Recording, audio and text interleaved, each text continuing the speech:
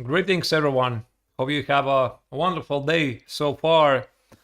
We are back in for yet another day from Spilimbergo Open in Italy, where Levy Rosman, aka Gotham Chess, continues his road to the Grandmaster title. Today is the round 7 of the 9-round tournament. I am Latvian Grandmaster Ratu Nations. I have been coaching Levy for the past couple of months, and we have 3 more games. So what's in at stake today?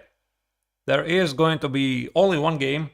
Now until the end of the tournament, there's going to be 1 game a day. It's going to start at the same time this time, and it's going to be a classical time control. 90 minutes for the entire game plus 30 seconds per every made move. So again, have some patience. These are going to be long games. Not a lot of action sometimes, but that's why I'm gonna engage with the audience, answer to some questions, and maybe provide insights how our training for the particular games looks like and what was the reasoning of Levy's moves based on my understanding. So here's the camera from the playing venue. In the 7th round, Levy faces Klendi Zanelli, a candidate master from Albania, a young player, age 20, who is rated slightly over 2200. So far, speaking about the tournament, it's been rather rough for Levy. And it all started with a very quick victory in the first round. And I didn't really want to jinx it back then. But sometimes, from my experience, when you have a very easy start, like win a game very quickly with no big fight, not always things go your way after that. And what I mean with this is that you're not in the rhythm. So Levy arrived in Italy a day before the start of the tournament for reasons that are best known to him. I'm absolutely convinced he could not have arrived earlier. And he experienced a major jet lag. And this definitely affected his playing level. So he is still, by the way, experiencing difficulties with sleep during the nights. Sometimes sleeping 5-6 hours in total. So he's very tired in general. Every single day it gets a bit better, but guess what? The tournament will be already quite over pretty soon. So what happened is that he won this game very quickly in round 1. Then the second round, he was playing with black against one of the top Ecuadorian women players. He had a couple of winning chances, he missed them. And maybe this is something that stuck in his head for a couple of rounds, because in the rounds 3 and 4, Levy didn't quite get anything out of the openings in general against his opponents, and he made 3 draws in a row. Round 2 to 4, 3 draws. Round number 5, he is playing against a young Italian player, Stefano Gonzalez Maldonado. He won the game with ups and downs. It was a very interesting one. And then came the game yesterday. Yeah, so Levy was playing with black against Nikhil M from India, yet another Indian player. By the way, this time not a youngster, he is about Levy's age, who has been making major progress lately, scoring more than 200 points in the last month or so. Very impressive. And what happened is that it was basically, for me, a deja vu of what happened in Madrid in the round 8 game, when Levy had a very nice position with the black color against the eventual winner of the GM Norm tournament. And he had more time on the clock, and same thing happened. He somehow started to play too quickly at the wrong moment, because throughout the entire tournament, Levy was having some time management issues. The positions were very complex. And he was outplayed at some point. Made a couple of mistakes. So the game was pretty strange at some point, but Then came the endgame, when Levy had the chance to make a draw with a spectacular bishop sacrifice, and Levy didn't find it. So he was pretty upset about it after the game. I didn't want to tell him this, but obviously he discovered it himself. He was very mad about this, that he didn't see it. But my advice to Levy was that do not look back. What's done is done. Focus on the future. There's 3 more games still to be played. Although here in this tournament, Levy no more has any theoretical chances to get the Grandmaster norm. But you can always fight for the rating points, because rating is also one of the requirements to get the Grandmaster title, meaning you need to get 2500 ELO at some point as a player. Levy has 2370. And in this tournament, he is on a minus 8 points something. So this means all the games matter. And at stake for every single game is about 5 points. Okay, maybe when you're playing against slightly lower rated opponents is like 4 or 3. But it matters. It really matters. And also, I think all these games, they give a valuable experience, lessons. And so far, watching how Levy has been playing and hearing some of his recaps, a couple of things are becoming more and more clear to me. That maybe one of the priorities we have to work on is the calculation. Because very often Levy just doesn't quite calculate until then. He kind of guesses, but I noticed this already a couple of times. Maybe before it was not so evident, but now it is. So I think this is something we are going to work on pretty seriously. And also some elements from the positional game. By the way, there's a young opponent who is sitting at the board, that all smiles. Who is he facing? Everybody in Spilimbergo know Levy. They know who he is. They know that a huge audience of sometimes, I think it was yesterday, 25,000 people concurrently were watching Levy playing a chess game. How about that?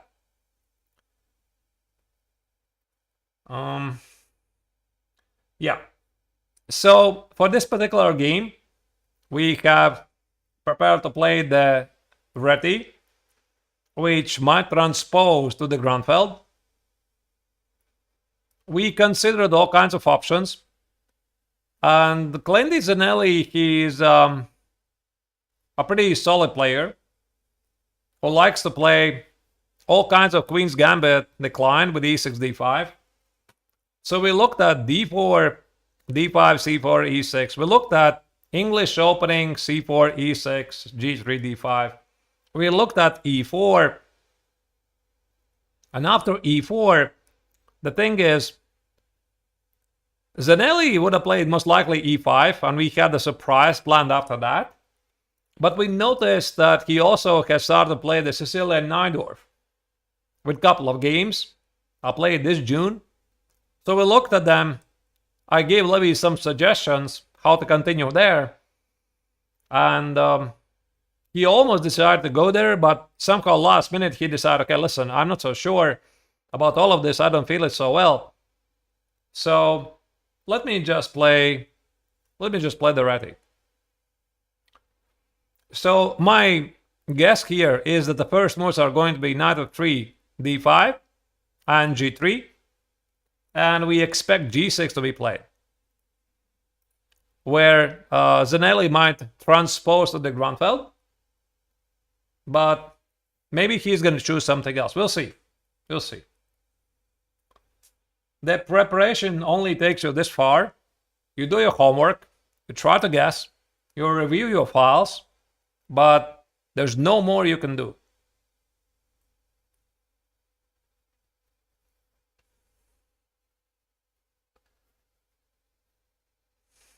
At the moment, Levy has 3.5 points out of 6. So he would love to score 3 victories, get even on the rating. But, I mean, even if he does not win all the games, or he makes more draws, or even if he suffers a loss, all of this is part of the road. Yesterday, Levy suffered only the second loss in the 3 tournaments. And eventually, I treat the road to the Grandmaster title as 2 steps forward, 1 step back. And maybe actually this is what happened. So 2 steps forward, there were the tournaments in Madrid and New York, IM Norm tournament, and 1 step back is Spilimbergo. So again, time to reevaluate some of the things. Now some of the issues are more obvious than before, and keep working. And also I would like to thank all of you for posting the very positive comments on Levy's YouTube channel, like keep up the good work, Levy, we trust you, we support you, etc. I think this is very important. Okay, maybe to somebody is going to feel trivial a bit, but it is important. You know, it's very important to hear that a lot of people are supporting Levy because he's a role model for many. And as you can see, he's in good spirits.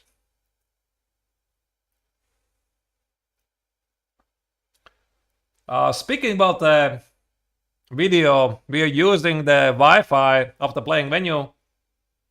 We tried to change it on round 2 by using an eSIM unlimited data. It failed big time. So we're back at using public Wi-Fi. There you go, the feed simply disappears. So from time to time I'm going to have to refresh the window, maybe even do it right now. Let me see if I can reload the window. Because when it starts buffering, we are... Oh, what just happened? Why did this happen?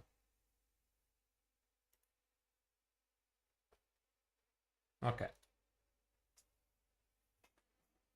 Everything is good. Levy has a designated streamer seat. They're playing in a huge sports hall in Spilimbergo. Spilimbergo is a small town, about 1 hour and 20 minutes drive northeast towards the Slovenian and Austrian borders from the city of Venice, one of the most beautiful Italian cities. I have no information if Levy plans to visit it. I love Venice myself. I've been there a couple of times. I'm doing the coverage from my home, Riga. I'm a Latvian top Grandmaster. My highest rating has been over 2600. But lately I've been focusing as a coach and content creator. Of course, much more smaller time than Levy's. But still, I don't play so active chess as I did before. I think the game is about to start. There's a bit delay. So the official start of the round was supposed to be 1 minute ago. As you can see, there's still no more moves. Knight of 3 is on the board. All right. Yeah, at the moment the video is failing us. Let me refresh it again. There you go. Knight of 3, d5. We expected this. A very popular way to meet red the opening. g3 will be played.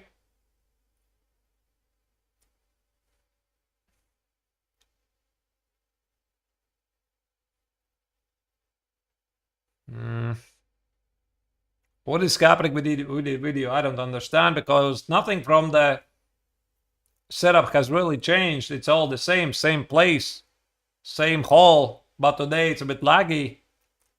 g3 is played. I do not really know much about Wi-Fi's. I suspect that they tend to operate worse when more people connect to it. Especially this is evident when you're staying in a hotel with a lot of chess players. You have a rest day for some reason. Everybody goes to the playing venue, you stay at hotel, and suddenly the Wi-Fi is flying.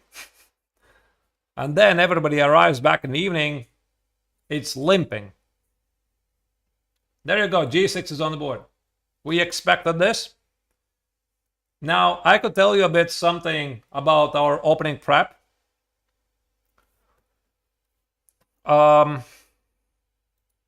This is a bit strange choice by Clendy.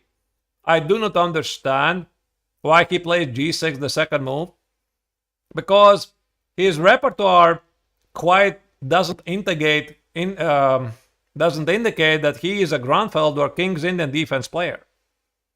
So with white, he plays against d4. He plays d5, c4, e6, and something like this. He never fianchettos the bishop. And that's why I find it really strange that with this order of moves, he's suddenly okay to play the Grunfeld. Because Levy is going to play d4, and this will be the symmetrical Grunfeld.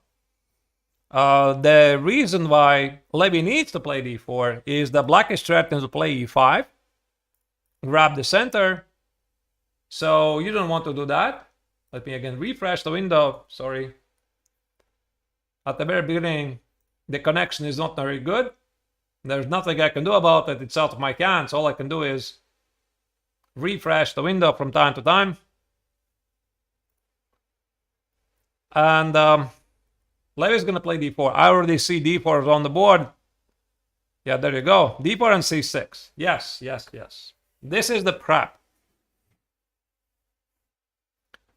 So all you need to know, there were no games in the database for Clendy Zanelli, but the preparation goes further than that, because so many players are playing online. And the young Albanian, he has played a number of games on chess.com. So obviously we checked those games, and I saw that he really likes to play an early c6 against symmetrical Grunfeld. So the idea of c6 essentially is to anticipate white c4. I mean, you might be asking, why does it even need to play c4? The point is, yeah, a4, this is the prep. The point is, if you play c4 immediately, black wants to take it. And if you play, for example, knight a3, there's going to be b5. So you cannot win back the pawn. If you're going to play knight e5, Clendy already has played games online with knight g4. Hitting the knight, if you take on c4, you drop the pawn. This is pretty smart. So while you might be thinking that is a very smart way to combat white c4, I agree. But with every single commitment, there's always a drawback. You open some doors and you close other. By playing c6, black essentially defines his setup. So if I would show you this position, black would play knight f6, castles and castles. Levy would continue the same idea a4, which, by the way, nowadays this approach is very popular. You play all kinds of side pawn pushes very early on. You gain space. But black is not committed to c6. Even more, black can play c5, because c5 is the typical idea of the Grunfeld. You want to open up the bishop on g7, play knight c6, and basically say your a4 is a waste of time. Which might be the case. I mean, white is still doing okay. But black kind of plays against c4. But in other scenarios, he doesn't yet have the opportunity to play c5 when it's going to be necessary. And that's why I said to Levy, go for this position. So the idea here is to play a5, gain space. And I had played a nice game in this line. So a5 is responded by Clendy. This is still part of the prep. My apologies. And now c4 will be played by Levy. But now the difference here, you probably are wondering, wait a second. So if c4 was not a move before, why it's here? Because we have included a4, a5. Let me again refresh the video. And if black plays d-dex on c4, you can play knight a3. Now, this is the idea. There's no b5 for black. Do you remember this line? With the pawns on a7 and a2, black will play b5. Now there's no b5. Now, if black plays something else, like bishop e6, there's knight g5. Bishop d5, e4, h6, takes, takes, takes, takes, and I think it was maybe just bishop g5, and knight c4, open position, two strong bishops. White is calling the shots. So, c4, d-dex on c4 played very quickly. Okay, that's interesting. That is a very interesting quick choice. We had planned something after c4. If he wouldn't take it, I'm not going to reveal what it is. d-dex on c4, this is basically where our prep ends. The idea is to play knight a3, knight c4, and then figure it out. We did not discuss it any further. I suppose Levy is going to have to figure it out because he claims space advantage and has a very nice position. Knight a3 is on the board.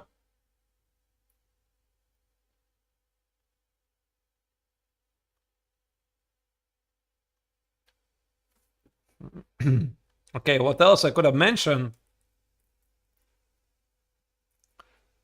Right, so all of this is necessary. And yeah, this is an Acra. By the way, a4 is the top choice of an engine. So I won a very nice game in this line a couple of years ago in French Team Chess Championships, where my opponent played a short castle. I played a5. My opponent played, I think, bishop f5, c3. He played something like, oh, sorry, I didn't blunder the pawn on a5, obviously. Maybe he played, maybe it was like this. Bishop f4, knight a6, and c3. So the thing is, I played queen b3 to bother the pawn on b7, which is actually not so easy to defend. So my opponent played knight h5. Bishop e3. I already don't remember what he played, but my idea was queen b3, play c4, knight c3, and I won a very nice game. I showed this game to Levy, and the idea was try to get this on the board. So f5 probably is the principal way, and after c4, d-dex on c4, knight a3. Here black has to make a choice. I'm not sure the bishop e6 even works. There's going to be knight g5. By the way, let me make a very short break. I'll be back in a minute.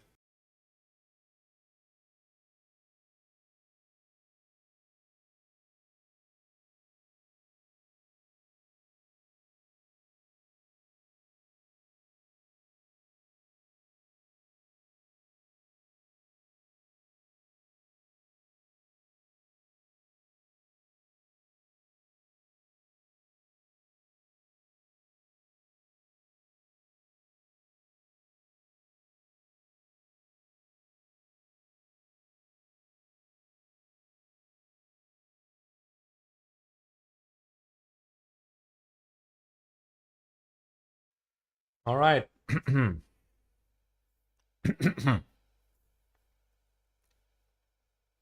Also, what I said to Levy is that he should look at some of the reference games in this line. For example, Levy was checking some games like here. After knight f6, castles, castles, c4, I mean, you gotta play c4 because if you compare this position to a4, black has c5, not c6. So we checked this line.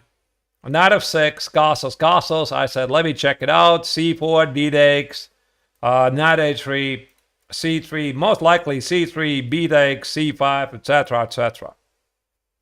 And Levy was looking at some of the reference games in this line.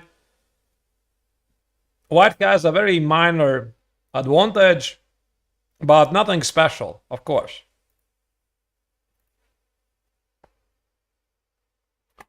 By the way, what's happening with the video today? It's so laggy, very laggy. Okay, I'm gonna give it like 5 minutes and then refresh, otherwise I'm refreshing every minute.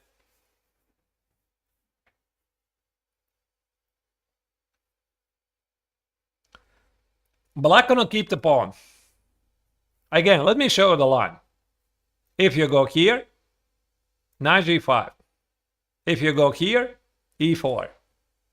The knight on g5 and the bishop on g2 protect the pawn on e4. This is terrible, you just take it and destroy black. So you have to go here, intermezzo move, takes, takes. You have to take it, otherwise black is going to take it. You have to take on c6, and here I'm not so sure. But I mean, this is very easy move. Take the pawn, or if you want, maybe take on c4 immediately with the idea to play d5, d6. Seems to be super easy. So the bishop on b2, sorry, on g2 is very strong. And Levy is just doing fantastic. Of course, there is a drawback of a4, a5. That is the weakening of the b4 square. Yes, like strictly following the concept of opening some doors or closing some doors, open new ones. So yeah, white weakens the b4 square. Like black could play castles, knight takes, unless it's something like knight a6 and knight b4.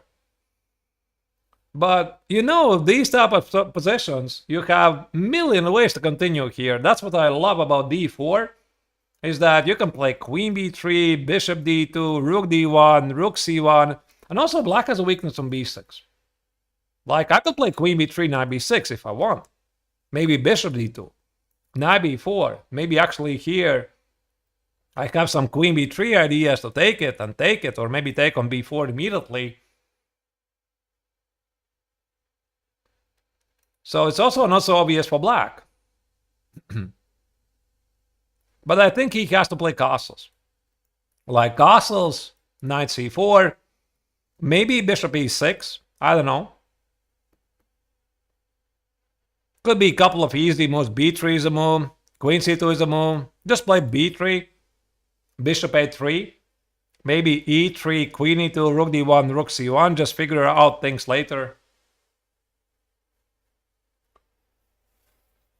You know, it kind of brings me some memories about one particular German Bundesliga game I had earlier this year against a very strong young player from Germany, rated 2450, something like that, so international master. And we played a similar opening. And my opponent was pretty happy about this position with black. And I was quite surprised. I said, how come you're happy about this position? And he said, well, I have nice development, I control some squares, etc. And I said, wait a second, but I'm getting the center, right? So if I will get to play e4, put the pawns on e4, d4, you're not challenging them. It automatically means that white is gaining the upper hand. And that's what this is all about this c4 fighting for the center, because if you compare how important is the center in chess to some other sports, compare chess to football. Well, obviously, there is this, is it official or unofficial measure? How do you determine who is the better team? The possession of the ball.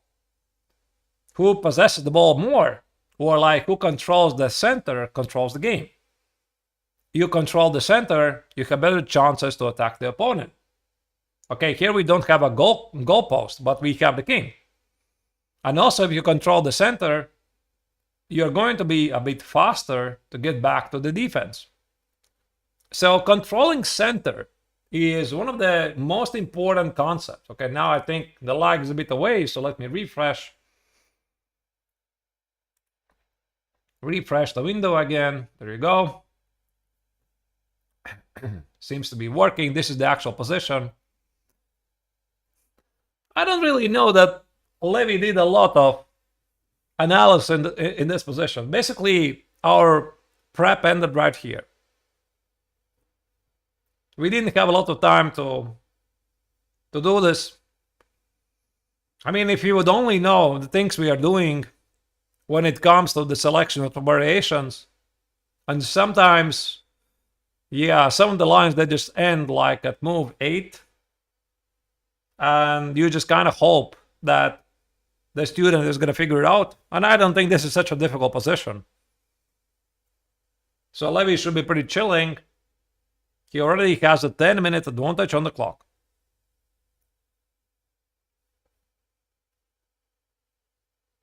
And again, the lag is there.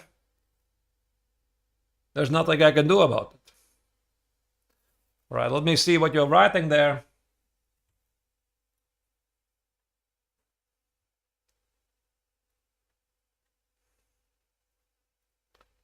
Will Levy get enough GM pairings to get the GM norm?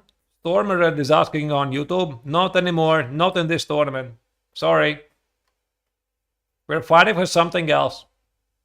For rating points. For experience.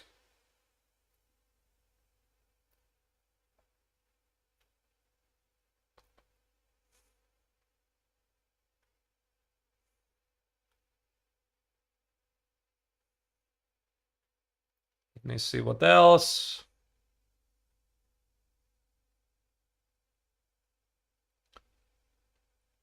Light says that Levy needs to win all the remaining 3 games to win the tournament. Levy is not thinking about winning the tournament.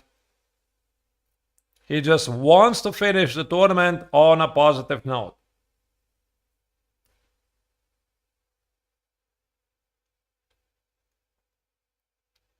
We had some discussions after yesterday about some of the choices. We are trying to draw some lessons, things to do and things not to do next time, like in general. So, like I already said, even if the things are not going your way, the experience is there.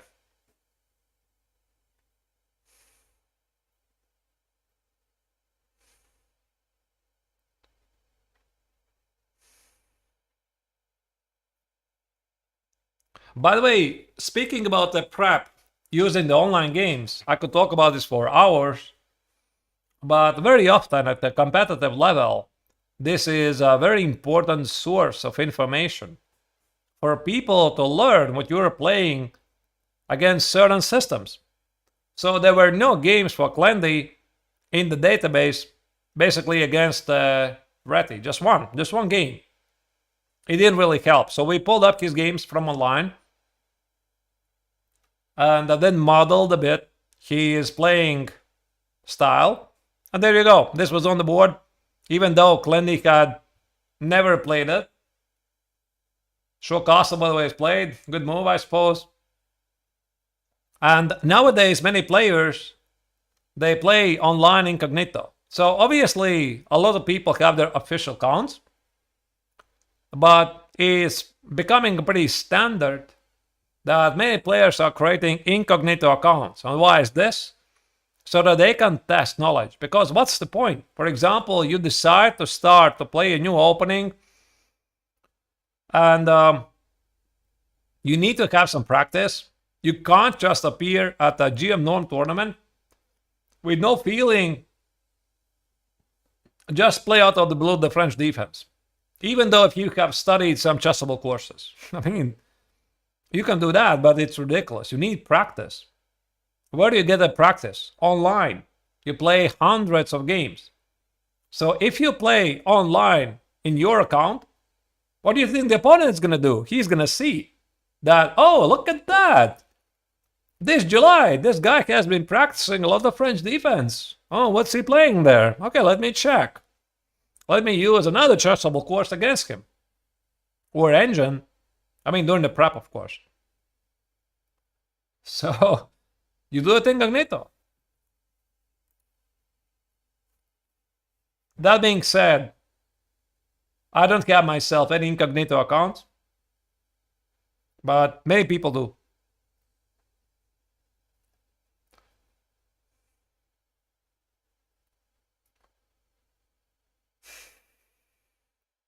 Yeah, by the way, I see that chat is discussing about Nikhil's performance.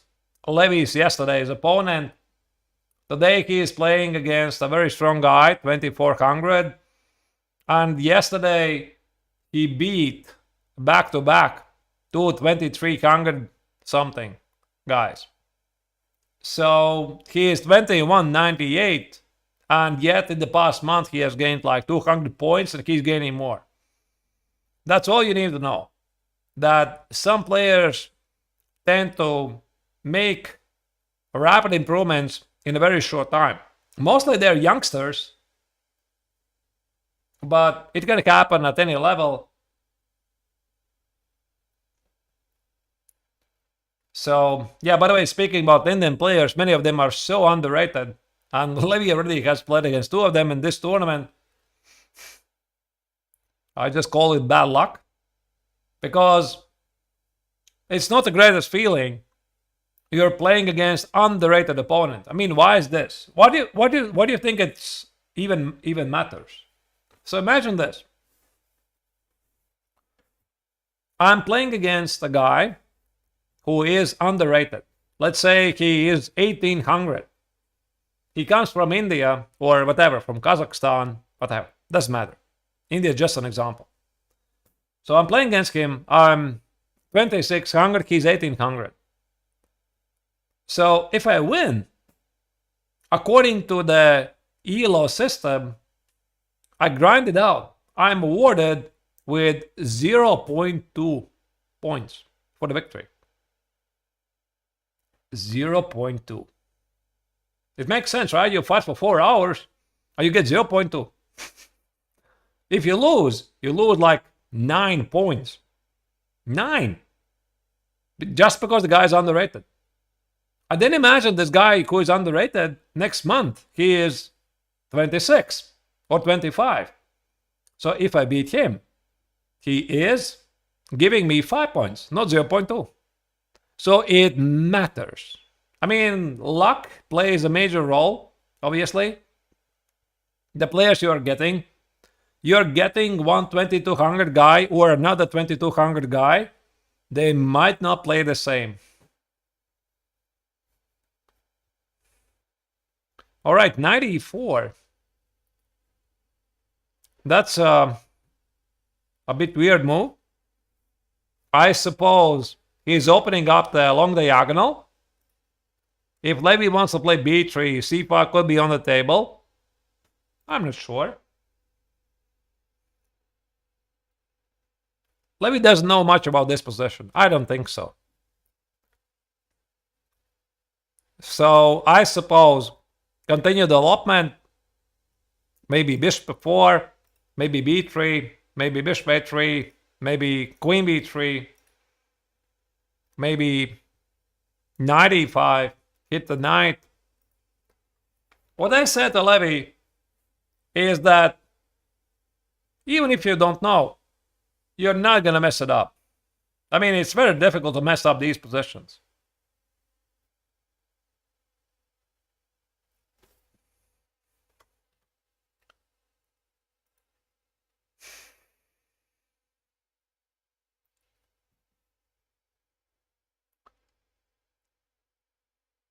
All right, let me again refresh this. I think we are going to be refreshing like 50 times today.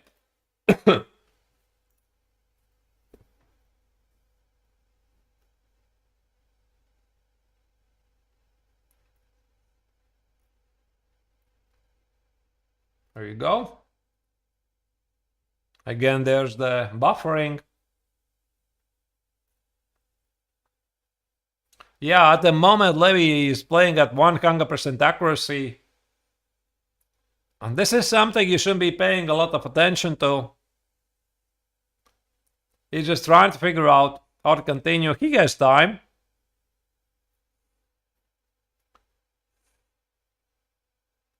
Yeah, maybe we should have talked about this position a bit more in detail, but again, there's always so many positions to talk about.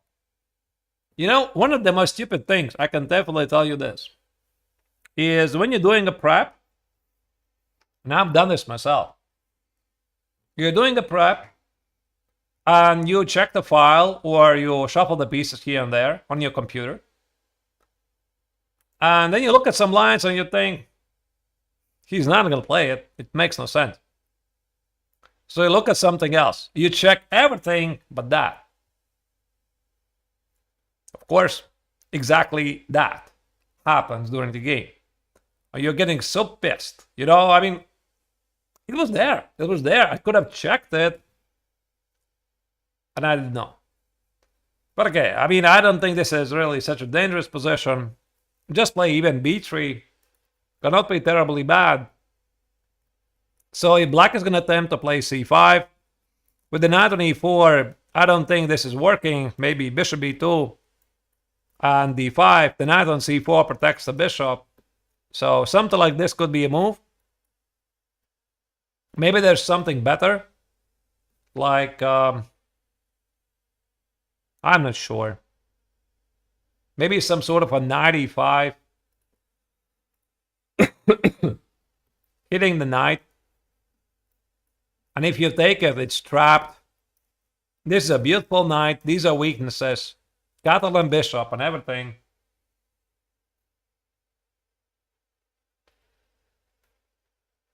We'll see.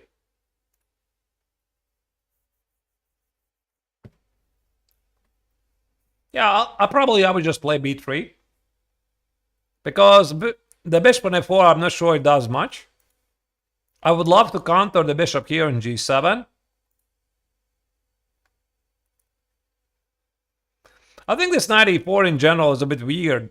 Because black is not developing his own pieces at the queen side. So he is strictly breaking the rule that you're supposed to develop every single piece once and then move the other pieces again. But there's always exceptions, of course.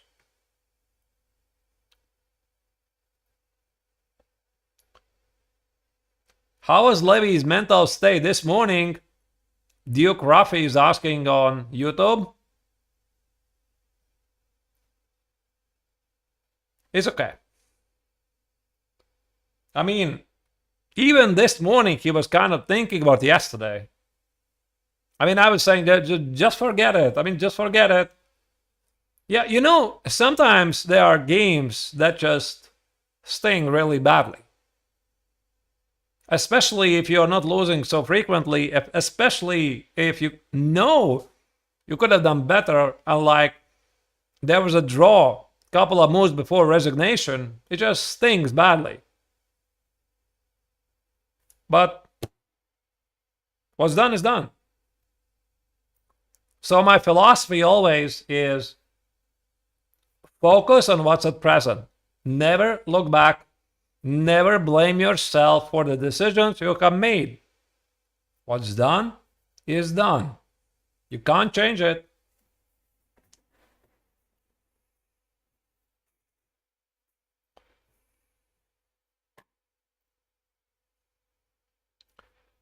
Raccoon on Twitch is asking, do I see fundamental different approaches to tournaments for US players compared to European players in terms of repertoire?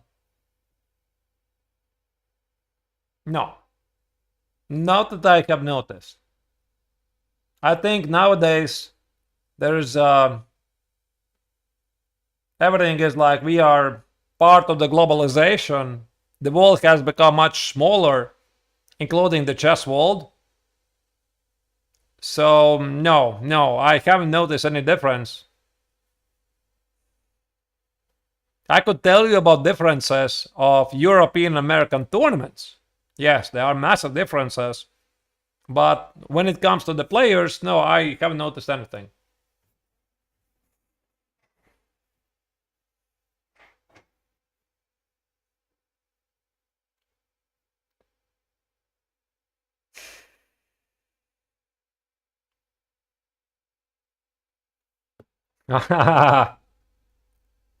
Yupter is asking, why is my name in plural? Am I asking why your name is your name? Why there's an R in the end?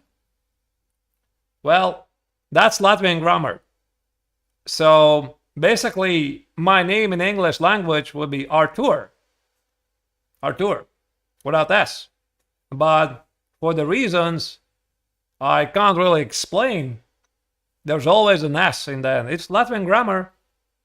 For example, in Lithuania, which is our neighbor country, our broliukas, brother country, they have mostly the name ends with AS. So if I would be living in Lithuania, I will be Arturas, not Arturs.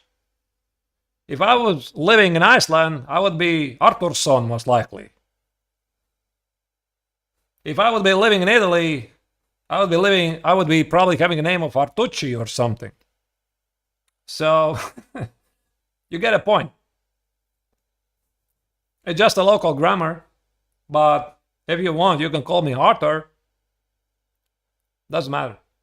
Now, actually, I want you to call me Arthur. Now, let's stick to some principles.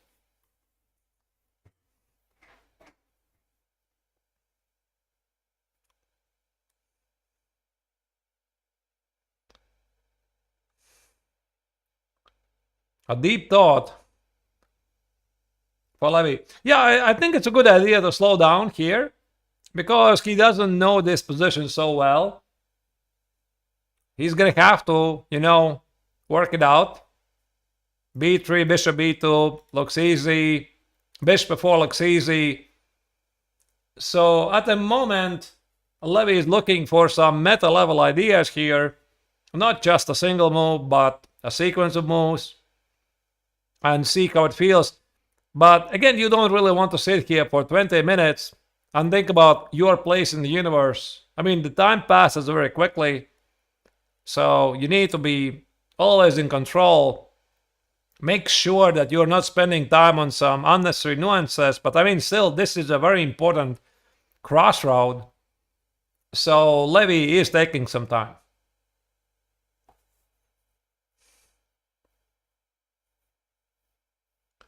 In general, okay, there's always exceptions. But I believe you should be having a longer thought about 3 times a game. A longer thought meaning 15-20 minutes. Because then you're making choices. Left or right, up or down, trade or retreat, which direction to take the game, whatever. 3 choices. After that, usually the choices are small.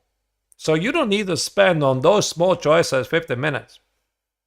Otherwise, you're going to run out of time in 6 moves.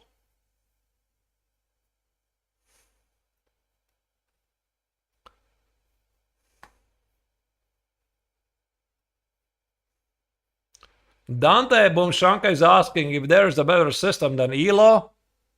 Definitely, ELO is not a perfect system. I can guarantee you this. It needs to be improved. And FIDE from time to time is tweaking the system, adjusting it. But to be honest, I think nobody really knows what needs to be done. Nobody knows. I mean, they're trying some stuff, but there's always something. I mean, again, you open some doors, you close some doors, you close some doors, you open other doors, and no matter how you try to balance it, there's always going to be something. But my recommendation would be that chess needs to introduce yearly ratings based on your performance of the year. Like, for example, this year, If somebody is playing really well, then he should be one of the best players in the world. But just because he had a low starting point, for some reason, he's not getting invites to some tournaments.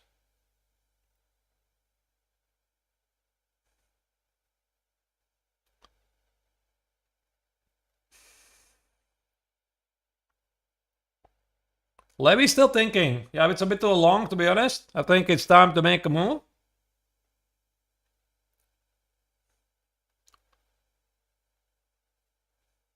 Queen c2. Okay, fine. It's a good move. The engine doesn't like it for some reason. I do. Why doesn't it like it? I do not understand. Maybe the idea for Levy is to play up to knight e6, e4.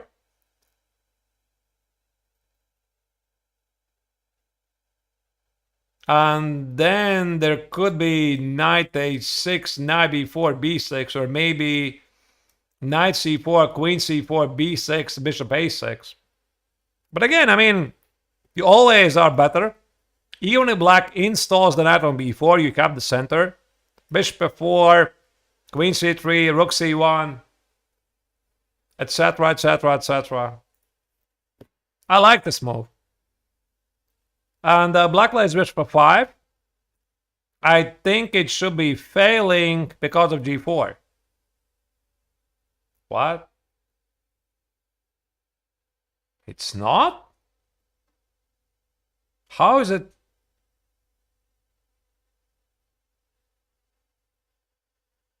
Are you kidding? Wow, I think it's actually bishop e6.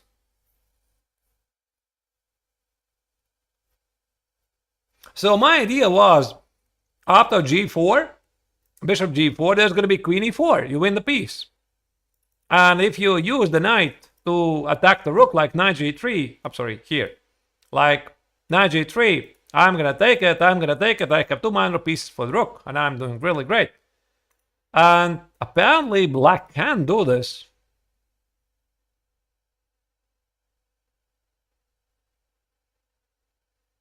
With the idea to meet g4 with bishop e6. And if you take it here, black takes on c4, the pawn on g4 is actually a target. That is weird. I'm not sure if this is going to happen because I can still take it here. And then collect on e4. No, this is not going to happen. I don't think so. Yeah, knight e6 already was played. It just makes no sense. So once again, bishop f5, g4, bishop e6, and knight e5. You just win a pawn. And maybe even if black sees some compensation, like take it and take it. And you know, one thing I learned very quickly, and this is what I've been saying to Levy many times, do not look at silly lines. They're silly. They're silly lines.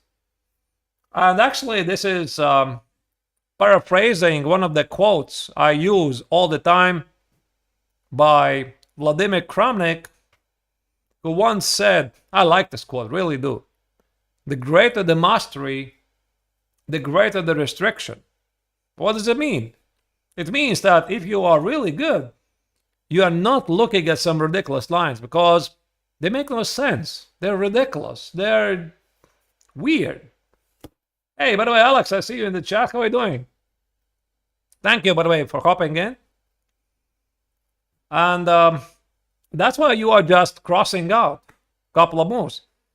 But again, what's Levy doing here? Why is he playing? Why is he not playing e4? I don't understand. So he provokes bishop f5.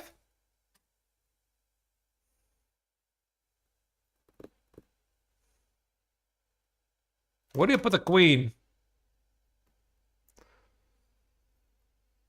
Ay. Okay, it's not a problem, but it just looks weird. I mean, probably Levy is not so familiar with the position, but It's just not very logical. So he played queen c2, knight e6, and I thought he wanted to play e4. But apparently he didn't like knight c4, queen c4, and something here. But it just feels better for white, like bishop e6, queen e2 maybe, knight a6, something, I don't know, h3, here. Something like this. Okay, maybe I'm not very accurate. And then I'm going to use the center like knight g5, e5, e6 or something. So, but this is really strange. I don't understand. So Levy plays queen c2, knight e6, and now he's willing to walk with the queen again.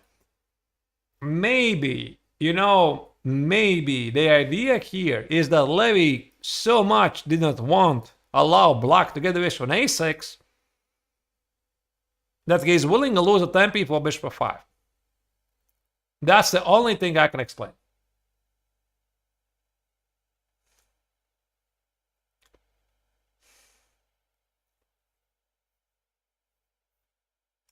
So the idea of b3 is that Levy wants to keep the tension in the center, like knight c4, b takes on c4, have the center, maybe back it up at e3, or maybe even e4. But he needs to watch out here. For example, bishop f5. How about now? Take it and play c5. Look at this diagonal. Knight c6 is incoming. Bishop b2, c takes, knight e4, knight c6, rook d1, pam param param param param param param param param.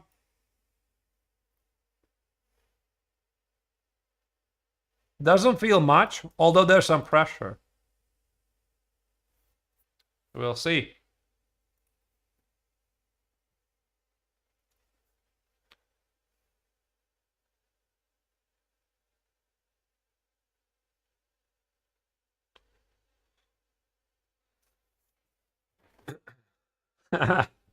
I see you picked up my Italian version. Arturo, yeah? No, Arturo would be in Spanish. Arturini or something. That sounds more like Italian. Arturescu in Romania. Yes. I know these jokes. I know these jokes so well.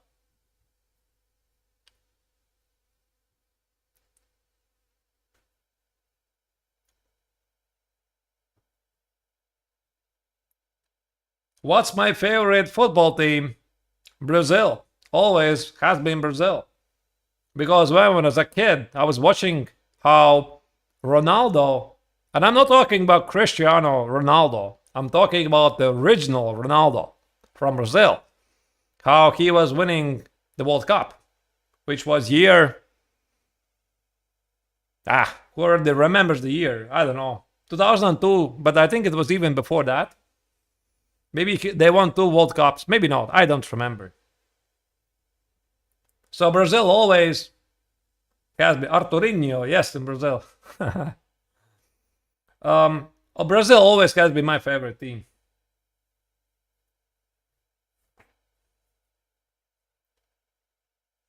All right. Let's see what here Clendy is going to decide. I mean, Levy's not in trouble. It's just sometimes he's making these weird choices. We're going to work on these things.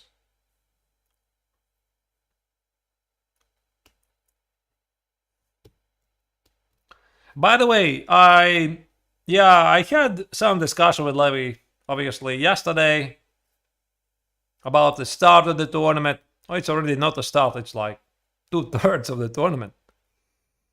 And he was unhappy in general, so we tried to already draw some early conclusions. And I said that probably one of the main reasons that contributed to the underperforming is the lack of sleep. So I think this is something that we should never repeat again. Like I mean, you need to have proper rest to play the tournament. And if you don't feel well, you're just playing badly. And also, there's all kinds of distractions. By the way, all the fans who are there on the playing venue, they're asking autographs to Levy, and it's great, by the way. Levy likes to give autographs and everything, but also it slightly bit distracts Levy, at least I think so. So that's one of the downsides of playing an open tournament. Yeah, it's not a round robin. It's not a round robin of 10 people. There's like 500. And imagine every single day somebody is just coming at you and can you sign my my score sheet so that I can keep it, etc.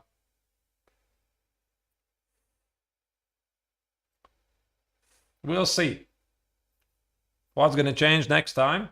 But yeah, I mean, that's what happens when you're very popular and you play in a big open tournament. Not easy. But it's easier to play in round robins. But again, I mean, one of the things that you have to know about the regulations, how do you get the GM title? You need to get 3 norms. One of those norms has to be from an open tournament. No longer you can get all 3 norms from closed tournaments. This was changed a couple of years ago because of Abhimanyu Mishra, mainly. So Abhimanyu is super talent, obviously. I also had a chance to meet him, interview him quite a bit in Bill Chess Festival last month. He became the youngest grandmaster in the history of chess at age 12, 4 months and 25 days. But he got all the norms in Budapest tournaments. And at the time, it was pretty, I mean, it was okay, it was allowed. But yet somebody started to complain after that there are tournaments that are feeling a bit weaker when it comes to strong open tournaments, etc. And again, Abhimanyu is not to blame, of course. He just used what it is, what is there. He was just playing according to the rules, so I'm sure that a lot of people would do exactly like that. But anyway, some people started to complain about it, like publicly, that something should be done. And FIDE changed. Basically, next year, in 2022, they changed the regulations that you need to get 1 GM norm from an open tournament. And I definitely know for sure that at least one player who already had all 3 Grandmaster norms from closed tournaments just needed the rating 2500. Now he needs another norm. That's what happens when the system changes.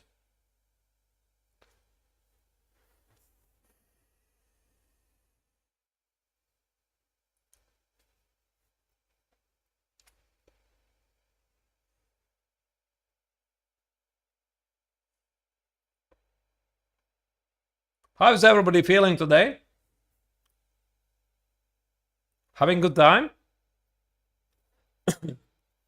By the way, are you watching the recaps? Starting with this tournament, I also created a new playlist on my own YouTube channel. You can check it out. I talk about some of the preparation processes. Obviously, nothing new. I mean, I'm covering everything on the live stream, but in case somebody doesn't have the time to watch it all, you can always go for recaps. I explain all the main thoughts. And maybe somebody finds it interesting. So Levy is doing recaps. Hikaru's doing recaps. I'm doing recaps. Maybe somebody else is doing recaps. Actually, I think one of the days I beat Hikaru for making a faster recap. I didn't think it's even possible, but I think I did it. I have to check the posted time. I think I was faster for like 10 minutes.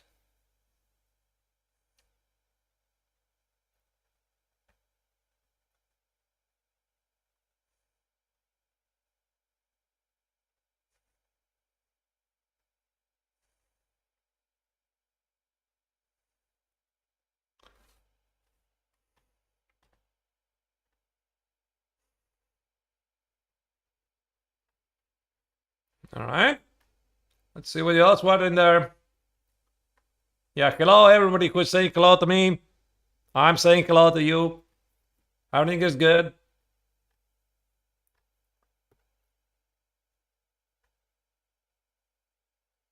Let me, by the way, refresh the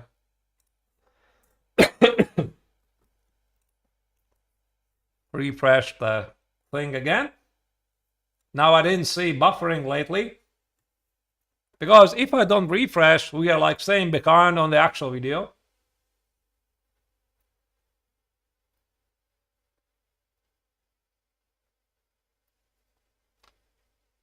How and why did Levy choose me as his coach? Ray no is asking on Twitch.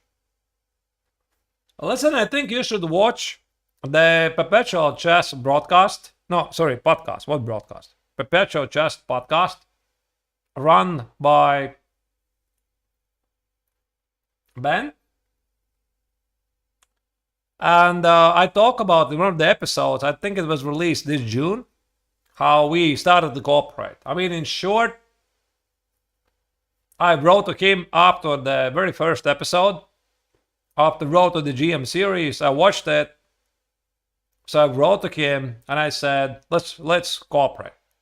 So I knew him slightly before. And that's how we started. There's obviously more to that, but I wrote to him. Next morning he responded and we started to work.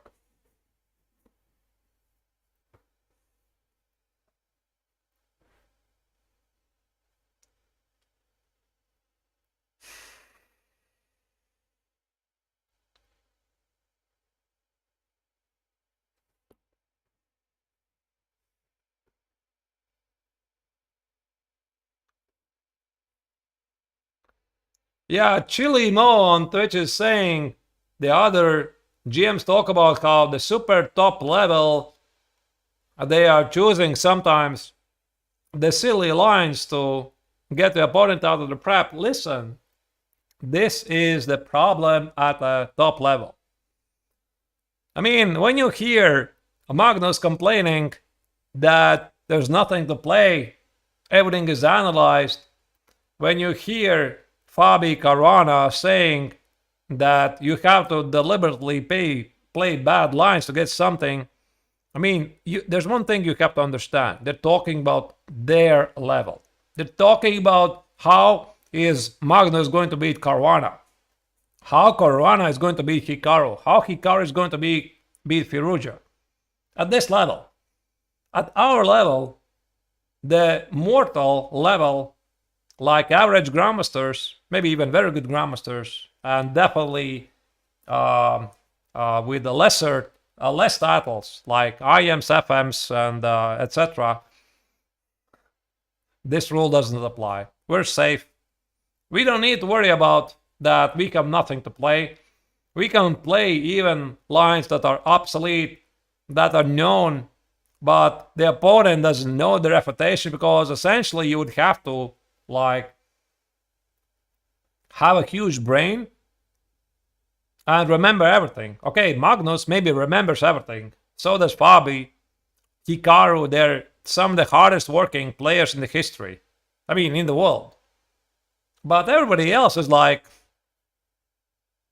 working on average, like maybe best 30 minutes a day. So this is not a threat to us.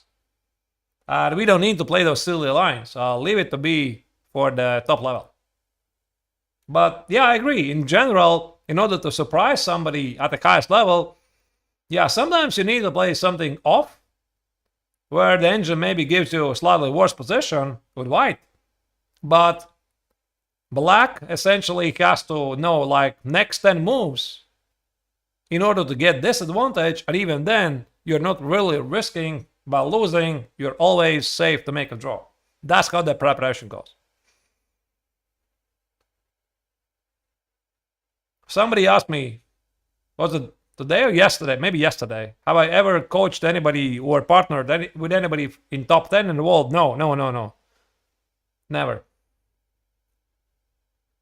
I know a lot of top level players, like at least more or less, but never worked with anybody, like from the top.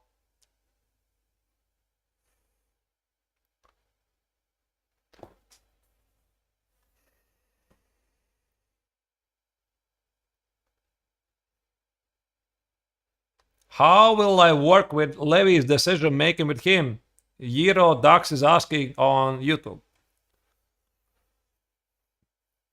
By showing some positive examples. Showing examples over and over and over, and ask him to make the decisions. Like, let's say you have this position. I mean, I'm not talking about this position. I'm talking about hypothetical position where you have to make a choice, and you have 5 minutes. Go. That kind of stuff. Obviously, work a bit more on structures after the openings. Play the same stuff a bit more over and over and over. That kind of stuff.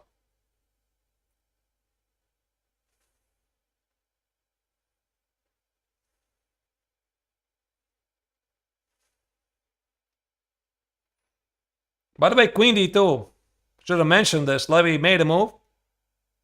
So he is happy by having the black bishop on a5. We are going to see about that. Now, obviously, the question is, can black play knight c4 and push c5? Exploit the pin. Maybe actually there's no need for bishop b2, there's e3. Keep the center alive. Knight c6 and, I don't know, bishop b2.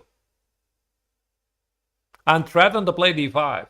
Like, if you take it and take it, and I don't know, bishop e4 maybe. Rook d1, or maybe even d5 again. I like this choice. I mean, I quite felt that queen c2, queen d2 is weird. But I think what Levy is trying to do here, he is forcing Kalendi to make choices. And this is essentially what Hikaru suggested in one of his recaps, and I have also mentioned this a couple of times to Levy, is that when you're playing against a lower rated opponent, don't play with them straightforward chess. Always give them choices to ponder about. They're not sure. Like, which direction should I take? Left or right? Up or down? Should I take on c4, play c5? Should I play knight e4, gain tempi? Should I play knight a6? Should I play knight e7? Should I play something else? This is actually a skill you can develop by not going for forcing lines. And I've had this discussion with a couple of other players, like we play together in open tournaments, and they come at me after the game and say, yeah, listen, Arthurst, you know, I was playing against this underrated guy. He was 1900, but he was playing really good chess. I'm like, okay, I mean, this is entirely possible. And then I look at the moves that he was making. All of the moves were simple. So you make simple moves. You basically forced your opponent to come up with the only moves. And he is not born yesterday. So he does. So that's what I'm saying. I mean, wait a second. I mean, where did you pose any problems for your opponent? Like, you might play the good moves, but you're not forcing your opponent to make a mistake. So that's why it's also very important to understand a larger concept of chess. It's not about only making the good moves. So pardon me, Fisher, Robbie James Fisher, who once famously said that it's all about making the good moves. I don't think so. It's a bit more than that. I think that it's about making the moves that make your opponent uncomfortable. Because, especially at the perfect level, chess is a drawn game. That's why Levy played three draws in this tournament. Their opponents are not committing to huge mistakes. Levy maybe made some not the most optimal choices. It's a draw. It's a draw. So the skill in chess is to lead your opponent into, as Mikhail Tal would say, in a very dark forest where 2 + 2 is 5. And there's only one way out. I mean, actually, he was talking about complicated position, but you get the point, right? So you want to lead your opponent to a position where he is guessing, where he's not sure, where he has to choose. And then he gets in a time scramble. He is getting nervous, he makes a mistake, and you capitalize on it with no mercy. That's a perfect game. There you go. Go out there and start to play like that.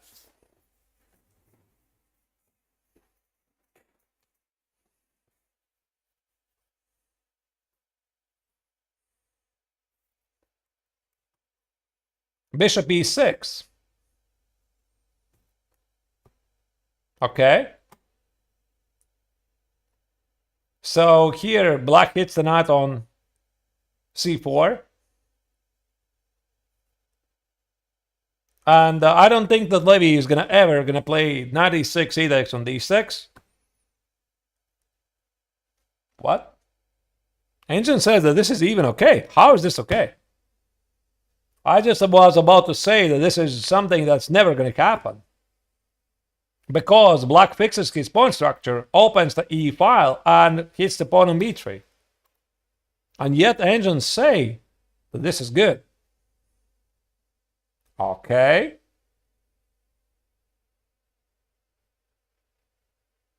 Do you protect the pawn or sacrifice it?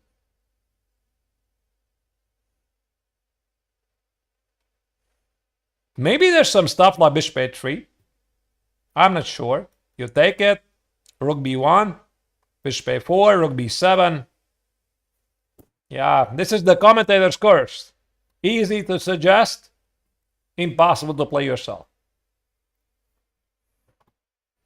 No, I don't think it makes sense. But actually this knight e6 is a move. Like takes. Queen d6 is bishop a3, makes no sense, so e takes on d6.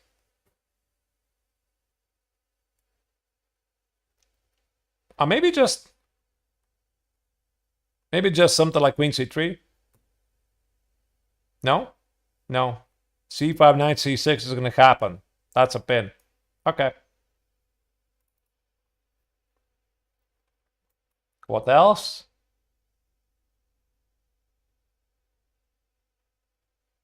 I don't know. Okay, maybe there's this line with bishop a3, bishop b3, rook fb1. Take it, and now rook b7 with some bishop d6 ideas, and hit the bishop here. Bishop b5 for something. And knight... Knight g5 or something. Knight e4, hit the pawn, dominate. Now, this is too complex. I don't... Oh, wait, I'm blundering rook b5. Rook b5 takes and bishop a8. I wish I saw this, but I'm going to confess I didn't see this. I was just trying to be dynamic. This is a very difficult sequence. If this is true, then Levy will have to imagine quite a bit. Otherwise, I think he's going to defend the pawn. But how do you defend? How do you defend? Knight e5 is knight c4. There's some problems with the pawn on d4.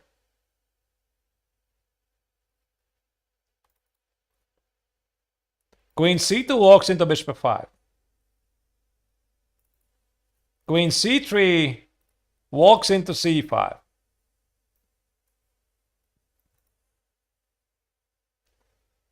Queen a2? Maybe queen a2. It walks into some b5.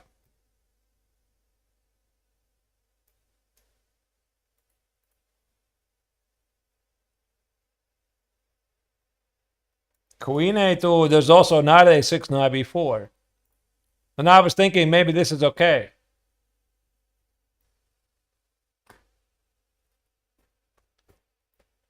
Yeah, I mean, all of this started with this weird queen c2. And now queen d2, and he has to, like, come up with something. Maybe he has to sacrifice his pawn. This is a pretty complex position.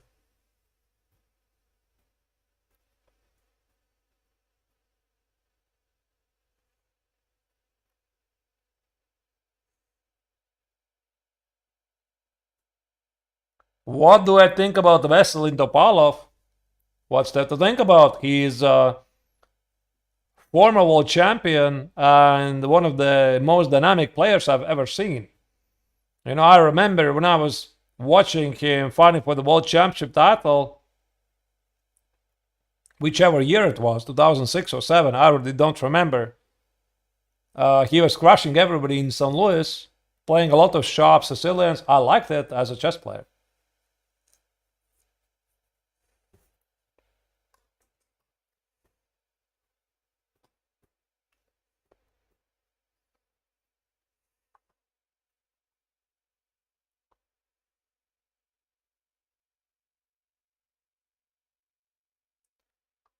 Have I ever played Vichy Anand? Not to my knowledge, but I have done commentary with Vichy Anand. 2 years ago on Beal, we're doing commentary for 2 days. That was amazing experience. So I got the chance to talk a bit with one of the big legends of chess.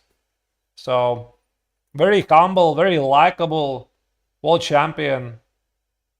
I'm a huge fan. Tell you honestly.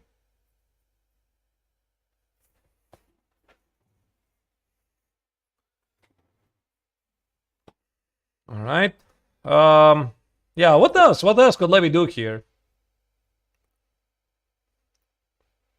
Now, I think what I would maybe do here is use the so-called elimination method. I mean, elimination method very often guides us to the right direction. Like, okay, I don't know what this is. I need to make a choice. So, 96, and then do something, possibly. 95 drops a pawn. 95 drops a pawn. Queen c2, queen c3, I'm moving the queen again. I quite don't want to play.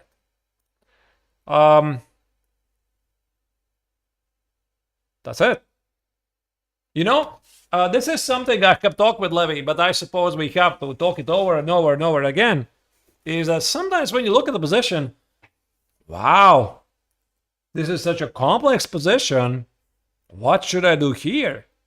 Wow, what should I do here? I mean, yeah, I mean when you look at the position like that, then it's indeed very complex. But sometimes you can apply certain tricks, like no, no, no, no, no, no, possibly, possibly. That's it. And if you formulate a couple of things, wait a second, this knight is only 96, otherwise I drop the pawn. Or maybe there's the idea of 95 bishop b3, rook b1, same idea. Or I use the queen to defend the knight, and that's it. And when you formulate things like that, it gets easier. It's like, oh, wait a second, I can only like 2 moves here. So this elimination method, it's working very often. Hey, GG Jormaji on Twitch. Thank you for your kind words. Would you care to share my crazy chess story that ever happened to you? Yes. Yes, but I'm going to share with you after the tournament because it happened recently. I don't want to mention this during the commentary, but something crazy happened very recently. I'm not going to mention during this commentary, maybe during the next one, because Levy's going to play the next tournament end of August. It's stupid. Life sometimes is stupid, you know, don't you agree? It's just stupid things happen. That is what it is. But just smile. Life is good. That's what makes life interesting, these stupid things.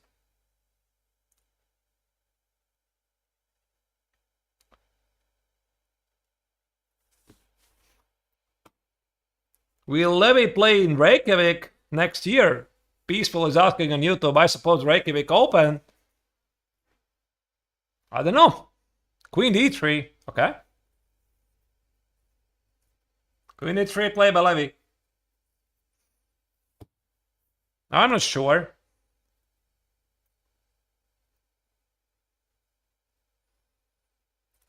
Speaking about Reykjavik Open, so many streamers were playing there this year. And I believe this is the trend in open tournaments. That the tournament organizers, they're providing a special section for the streamers. As you can see in Spilimbergo, it's maybe not very evident, but Levy is playing always the same table. Why?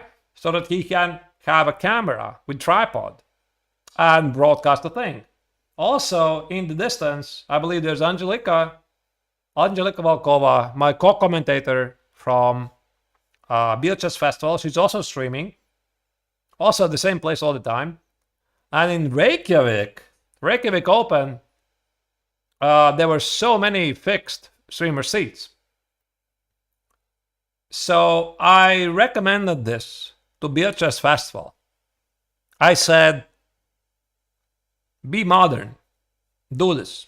You know, I think the streamers, they're going to appreciate. They're going to promote your tournament, etc. So maybe you could invite one less international master, but instead invite a streamer, give them hotel. And they're going to, you know, promote your tournament, etc. But it quite didn't work out. I'm not going to go into details, but I do believe that this is the trend. So basically, Reykjavik Open is the breakthrough, which, by the way, is not a surprise because very often Iceland is ahead of everybody else. Not only when it comes to erupting volcanoes, but like breakthroughs in all kinds of things. By the way, Iceland was the first country in 1990 or 1991, I don't remember the year, that recognized the regained independence of Latvia. That's why I always will like them.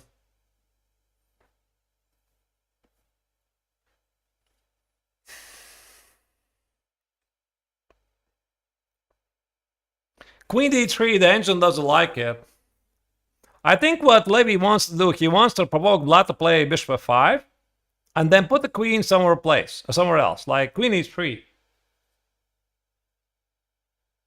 Or maybe put the queen on d1. It's weird. It's so weird. So Levy played about here. He played queen c2. He played queen d2. He played queen d3, and he's going to play queen d1.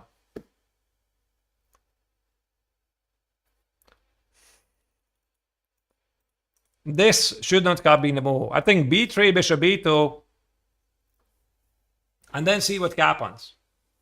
So we have talked about those moments in our training sessions that I call these things universal moves. Like, you try to make the move that you think in most scenarios is going to be necessary for you. So a very stupid comparison I like to use is this ridiculous scene in the Avengers Endgame where Doctor Strange says you have one scenario out of 14 million, dear Iron Man, that we're going to be saved.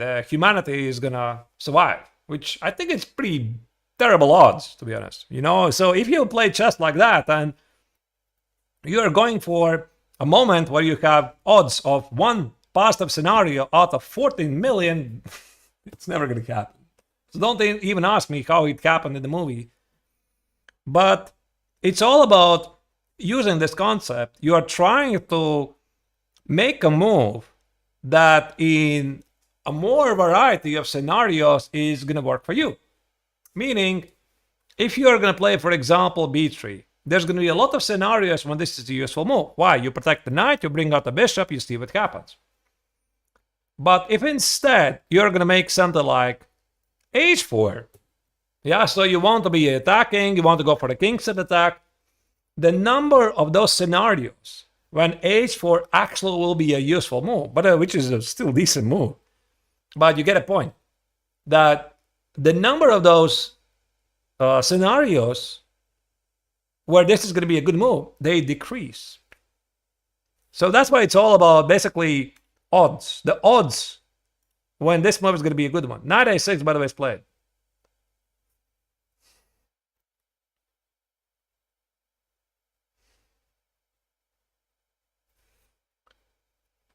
Yeah, the silly move with the queen.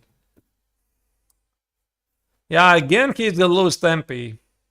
And just like that, black is slightly better. Okay, maybe still play bishop a3. Most likely knight b4. You have to, I suppose you have to give up the bishop. And then do something like, I have no idea, knight e5, knight e2, bishop a3 is played. I mean, Levy could have achieved exactly the same position if right here he can't play b3 and he can't play bishop a3. Don't you agree? It's exactly the same. So you don't need queen c2, queen e3, queen e3, or whatever moves. It's exactly the same position. And then maybe play e3, queen e2, and figure out. Yeah, so he had an idea here. I think it was based on some miscalculation or something, or he changed his mind. Now he didn't play e4. Now he plays b3, jumping under bishop 5. Now he jumps under this move. This is a problem. Now he jumps under knight a6. Not the best choices. But okay, the position is still level, and he's trying to apply some pressure. At least this is something that I like. Even though if Levy is not very fast with his choices, at least he's pressing on the clock. This is good. He is trying to play faster. He knows it's quite not working, but he is trying. Have I ever played against Garry Kasparov? There's somebody asking on Twitch. Possible. I do not know, because I remember back in the beginning of 21st century, year 2000 and something, 1 or 2 or even 2000. Do you know what was the strongest server where people will play chess online? Not chess.com, not Leechess. It was Play Chess, which is a product of ChessBase. They were the leaders. Okay, ICC also was there. Maybe ICC still exists today. I'm not sure. But everybody is playing on Play Chess. And there was this secret super GM playing under the username of Raphael. And some people were speculating that Raphael is Kasparov. I beat Raphael once. So answering to your question, have I ever played Kasparov? Maybe I have beaten him without knowing it, or suspecting it. I don't know. I sure hope so. If I will ever have a chance to speak with Garry, I don't know him. I have never talked with him. I have met him like walking past, but I don't know him. I would love to ask, were you Raphael on Play Chess? This would be very important for me to know, because then I can brag myself for years if he was.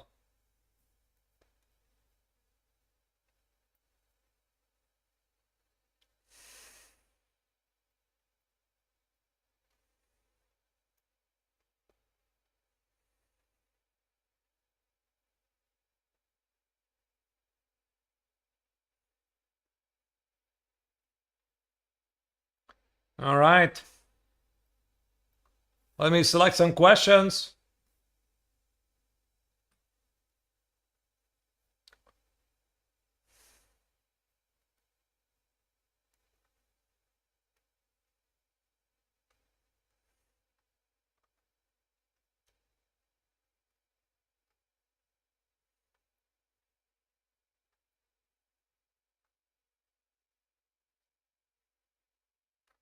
No questions.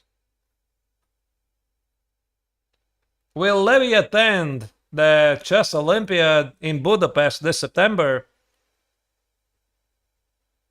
Not to my knowledge, but to be honest, I do not know. No, I don't think so. I'm sure he's gonna cover it with some recaps. So, for me, probably to get into a recap of Levy, I would have to, Team Latvia would have to play Norway, and I would have to face Magnus Carlsen. Then a recap, I think, is guaranteed. So no matter how I'm going to play, there's going to be a recap. I think so, but to my knowledge, no, he's not planning to go there. But a lot of great players, they're going to go there. So it's like a huge social event. I mean, most of the players are just going there to meet each other. It's a big gathering, big festival. Something like 2,000 chess players all over the world.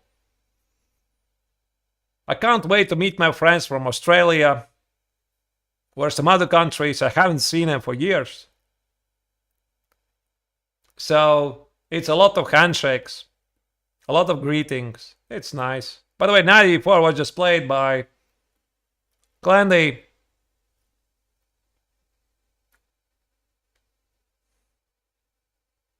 I don't know, take it? Now what? The Daxwa Bishop is gone?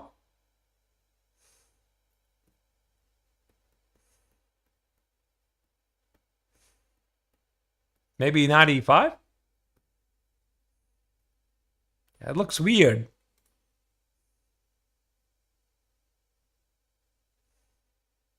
Maybe ignore and play something like Rook D1. Or, okay, wait a second. I think I need to remove the Rook from the pin.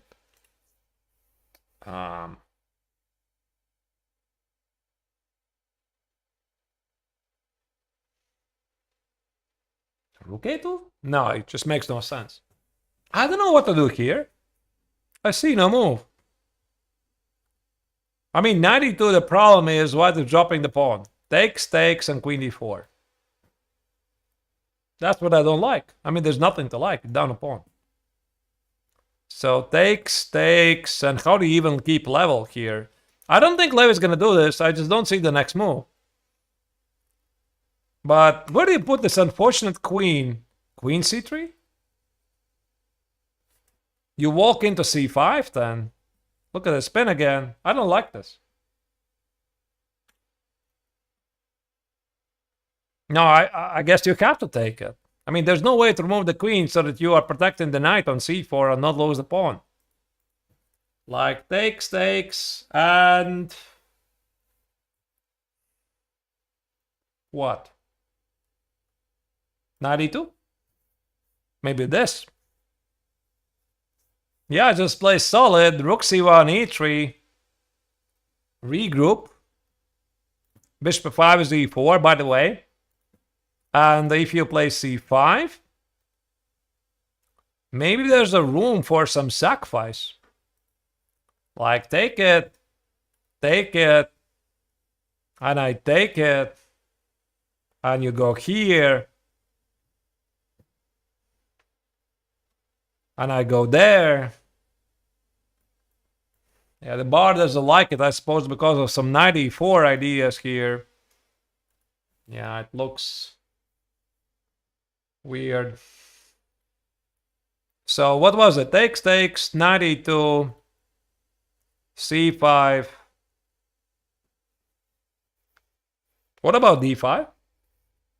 Again, does the work. Takes, takes. Yeah, you just purely down an exchange for nothing. So takes, takes, 92, c5. Okay, maybe rook c1. And takes a 94. This kind of makes sense. There's no way black can exploit the weak knight on d4. The knight on d6 stands silly. There's some problems. Yeah, this could happen.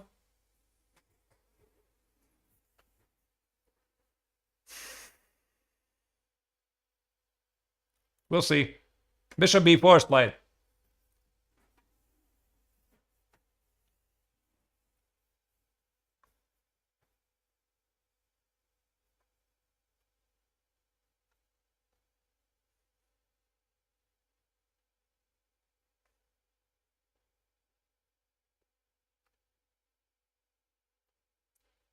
Big Browser is asking how tough it is to watch my trainee to play on live stream.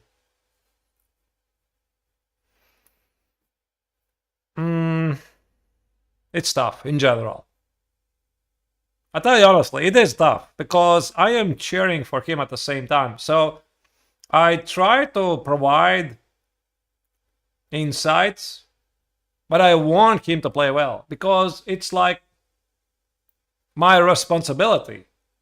I'm prepping him. I want him to succeed. So right now, the work with Levy is definitely my top priority. So if Levy plays badly, I feel badly. So it's not easy. And sometimes when your student is playing in a tournament, and okay, let's say you're not doing the coverage, then it's better not to watch. You just come and see the result later. But I always watch. I know I shouldn't, but I always watch. This is what I did during the Madrid. I was there in the chat almost every day. I was watching him play. Not all the games, but most of the games. And that is what it is, yeah.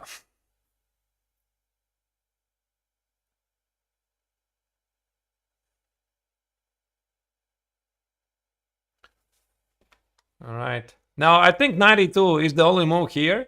I don't see anything else. 93 would just feel outright weird. This is a threat. Levy has plenty of time. Just don't burn here 20 minutes. Just play 92. Rearrange your pieces. And figure things out later.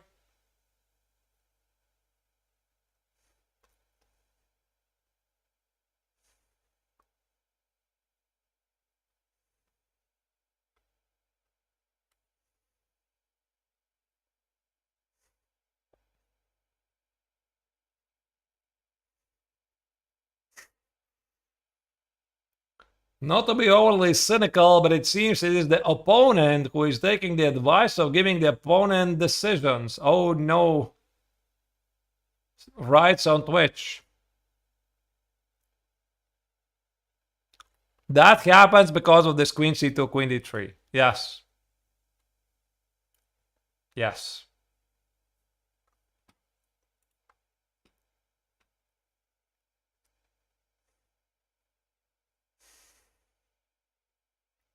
You know, it's like Levy said himself. For Levy, psychology is 70%. So if he feels he's not playing well, do you think he has any illusions right now that he is doing well in this game? He is definitely confident that he has done some weird stuff. He definitely senses this tournament is not going his way. And then it's quite difficult from this starting point to play the best chess. If you play well, you start well, you score a couple of victories, you beat good opponents, you gain wings, you play best chess, you're inspired. But if you keep misplaying, by the way, 92 is played, nice move, Levy, well done. But if you keep misplaying positions over and over and over, and you lose somewhere as well, you lose confidence. But again, part of the road.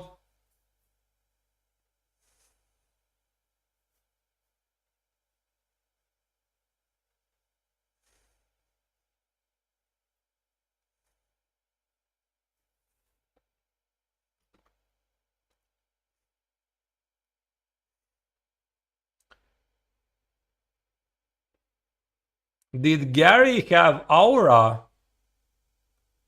DNA Days is asking on Twitch. Interesting question. But I suppose you're talking about Gary was did he have like a psychological supremacy? Absolutely. I think historically some of the strongest players psychologically, if I would have to name top 3, I would name Kasparov, I would name Fischer, and I would name Carlsen. They are just very powerful, with a very powerful gaze. Okay, maybe Magnus is not like gazing, but he has incredibly strong personality. So it affects the opponent as well. Most of the chess players, they're kind players, like very pleasant, etc. But yeah, Kasparov definitely had a very powerful aura.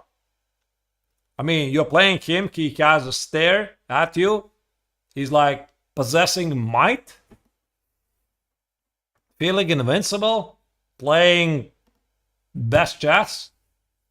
So you sit down at him and you're like, I have no chance against this guy. He looks also powerful. I mean, very important. Knight f5. Good move. Hits the pawn on d4. Now things are going to get interesting because Levy is definitely going to play e3. So what happens after c5? That's the million-dollar question.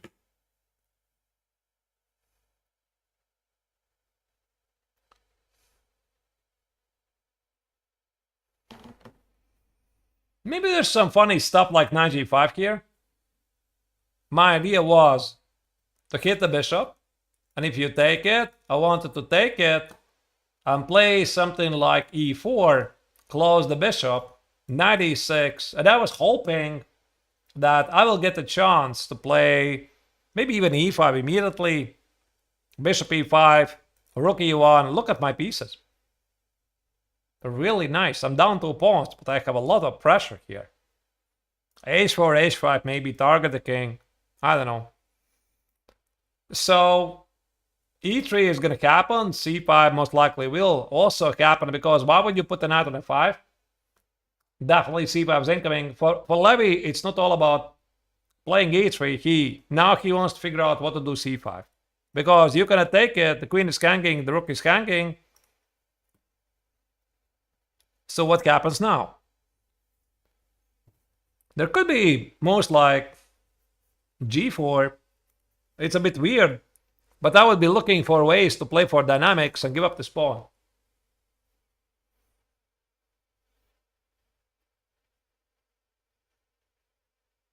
Maybe something like rook c1, c takes and e4. How about this? Knight e6. And I don't know.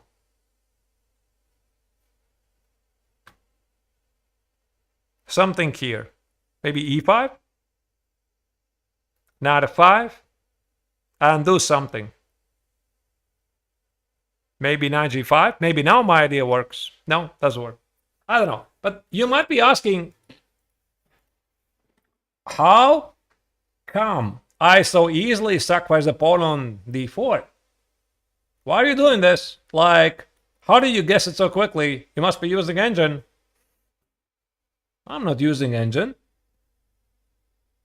I know this idea from a different opening. That you can sometimes use the pawn of your opponent to shield your other pieces. And you're gaining valuable time. And this is something that we could work quite a bit with Levy. I could show him a lot of concepts from many openings, many ideas. This is actually what Levy wants. He wants all kind of random ideas and gather them and gather and gather them. So that moments come like this, he can use, for example, something he has learned in another line. I believe in Tarash there was one line like this where you sacrifice the pawn on d4 and use it in a completely unrelated opening. That's the plan. So this is how I suddenly found it myself. How comes? Because I have it somewhere deep inside, like subconscious knowledge. You never know where this comes out. You have seen it, you have learned it somewhere. This is what Levy doesn't have yet. He doesn't have a lot of this subconscious knowledge about certain systems. That's my job that I have to do. I have to like teach him a lot of systems, a lot of ideas, a lot of tricks so that he can pick up for example, this idea, and have it under the radar. Because why this is important? Because if Levy has never seen this idea before, he doesn't even know the idea of c6 and e4 exists. I'm sure he knows. It's very difficult to find it, especially inside variations. Okay, if you would be looking like right now, at this very moment, find a good move. Okay, you're gonna find e4, not a difficult move. Because you're losing pawn anyway, so why don't I close it? Sure. But the trick is to spot it in variations. Like you spot it right here. That after e3, c5, and rook c1, there's this idea to give up the pawn because I have seen it before. And then do whatever. Of course, you have to base it with some calculation. There's one thing that you have to know. What's the job of intuition and the calculation? You know, I once had a student. That was very funny. I'm not going to name him. But he would always say, I would ask him, how do you know that this is the right move? Without any calculation. He would say, I just do. I said, well, come on, you can say like that. How can you say like, I just do, I just do? I said, I know. My intuition is so strong, I feel this is the move. And I would always call his bluff. I was saying, wait a second, man, you couldn't do like that. You have to calculate things. And he would argue, prove me. So I did. But it was very annoying. The idea is that you should be using intuition. Intuition tells you what to calculate. Intuition cannot substitute calculation. So I feel this is good. I feel this is a nice idea. But it's not enough. You have to calculate. If you have no intuition, if you're purely a calculator, you're going to calculate everything in a row. Like a calculator, like a machine. Everything in a row. Brute force. Some players have better skills at being better intuitive players. Some players are much better calculators. Like, for example, if I would have to compare two chess legends, Garry Kasparov versus Vishy Anand, Kasparov was purely calculator. But, okay, I mean, you could argue, definitely he had a great intuition when it came to attack. But he was mainly calculator. Calculating all the time, everything. And doing fantastic, very quickly, very precise. And Anand, or maybe not Anand, Anand is also calculating pretty quickly. Maybe Kramnik is purely feeling. Karpov is purely feeling. Different styles. You can play chess in many ways, which is what makes it so nice, so interesting.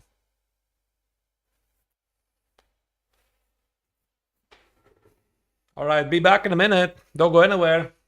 Levy is holding on. By the way, the bar says he's slightly better. Cheer up, everything's good.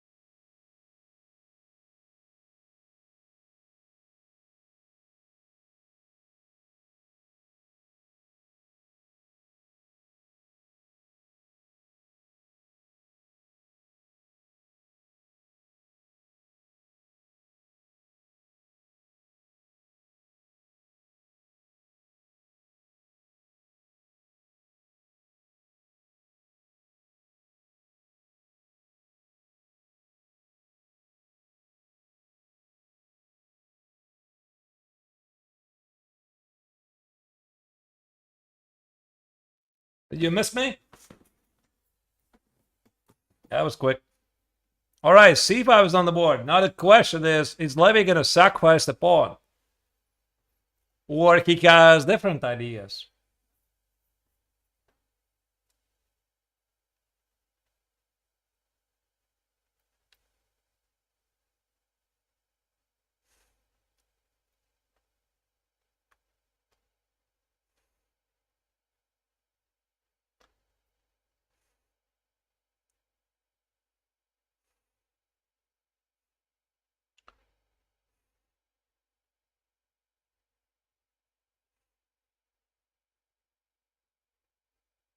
Do I think Levy has lost some of his confidence after the last duel? Lost some of them, but he's a fighter.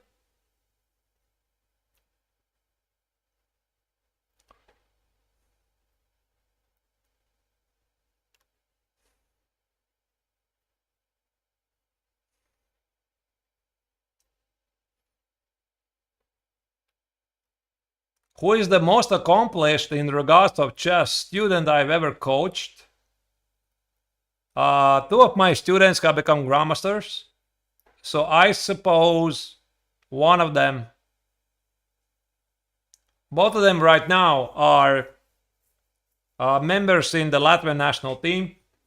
Kantans, Nikita Meshkov. You know, maybe I should always say that I don't always do it.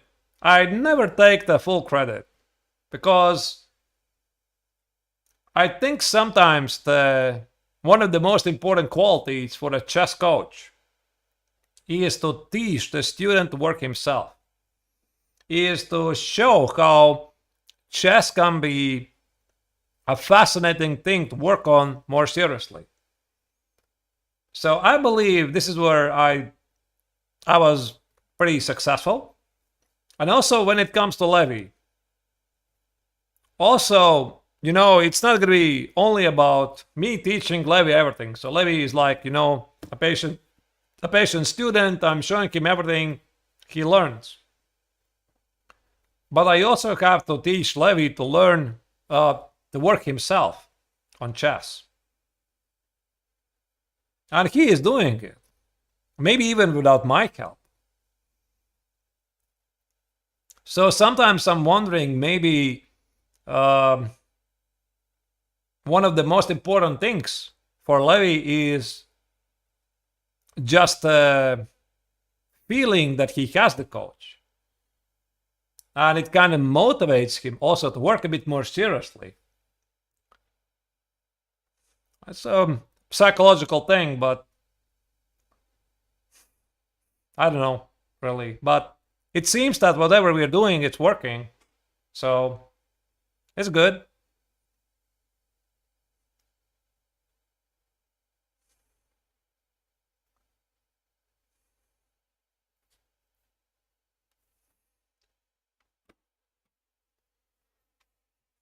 Okay.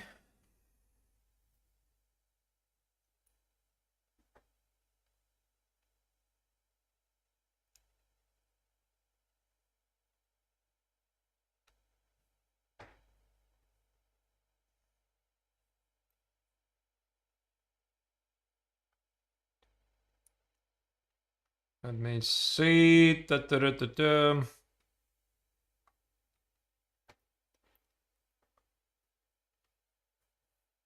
When will Levy become a GM?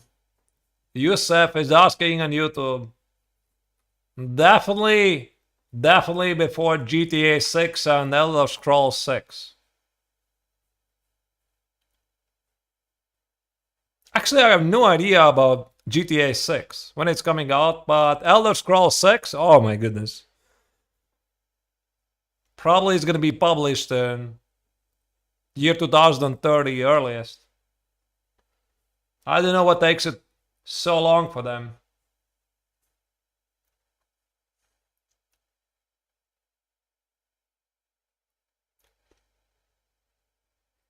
All right. I mean, Rook C1 is a very easy move. I hope that Levy is not thinking about how to keep the pawn. And this is a very big concept in chess you have to learn about a positional pawn sacrifice to gain something in return. So we have kind of talked about this, but not overly too much.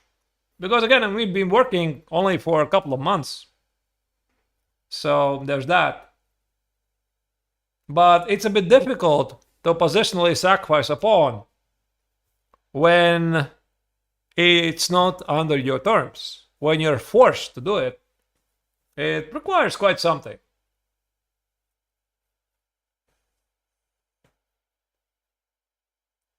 But, I mean, he's got to do it. Okay, maybe not rook c1, some other move, and then after c takes and d4, e4, like knight g5 or something. If Levy right now is thinking about how to keep the pawn alive, this is the wrong direction. At least I think so. This pawn is gone. There's no need to protect it. And don't think about like rook d1 and how I'm going to keep the pawn on d4 alive. Because again, remember, things that are rock and roll in the modern chess. I called it the other day the so-called Maslow's pyramid in chess. Those of you who have went to school, you know what it is. What is Maslow's pyramid? Maybe not the best comparison, but the idea is that at the very top of the pyramid of needs, of the priorities in chess, is initiative, space advantage, center, and at the very bottom of the pyramid is pawns, double pawns, triple pawns, isolated pawns, extra pawns. So if I have a choice to have a initiative or a space advantage and better position pieces, which is at the very top, and I have to give up a pawn, which is at the very bottom, what do you think I'm gonna do?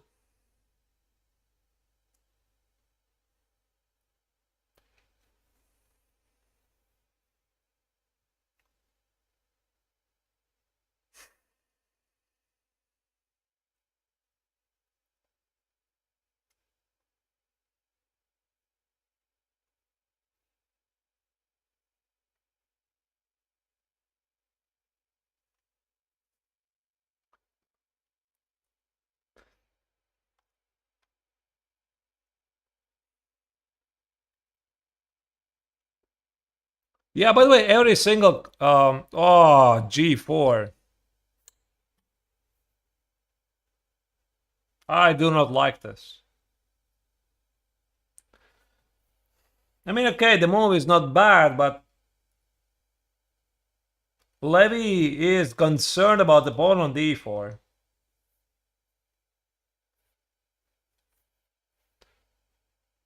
But I get this question every day when on Levy's channel, even on my own channel, because I'm also streaming on Twitch. Can you suggest me a good book on chess? How to be a better chess player, etc., etc., etc. I wish the answer was obvious. I mean, if you want a book, study Dvoretsky's Endgame manual right here. It's about endgames. You're going to become a much better player. How about that?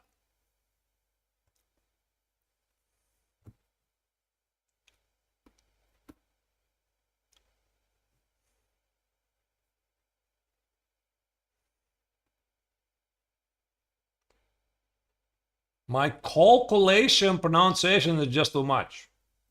Calculation, calculation, calculation.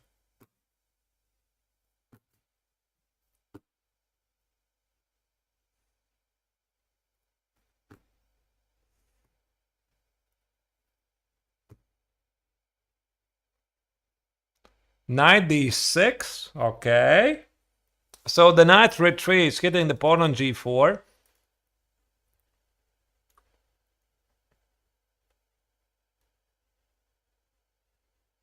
Do you take it?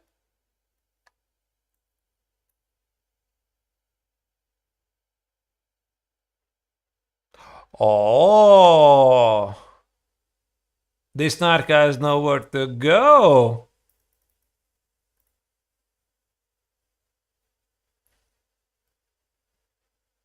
So let's say you play knight e8.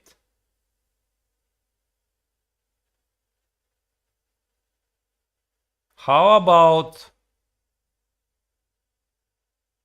I don't know, I mean, what's the right move? Maybe take it and play knight e4, hit the pawn, or play knight e4 immediately. No. Again, bishop d5. I suppose this is the response. I wanted to get the pawn on b7. What's the idea? Takes, takes. I kind of try to guess it, and the bar confirms.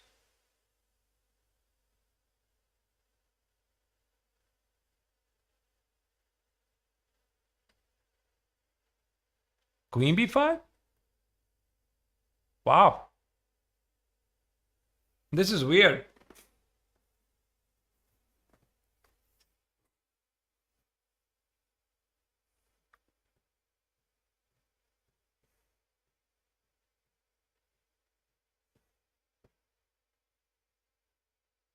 Interesting. I mean, he wants to get the pawn on b7 or b4, put the knight on d4, sacrifice the pawn on g4, because it, in the grand scheme of things, it doesn't really matter. What matters is creating a bunch of passed pawns at the queen side.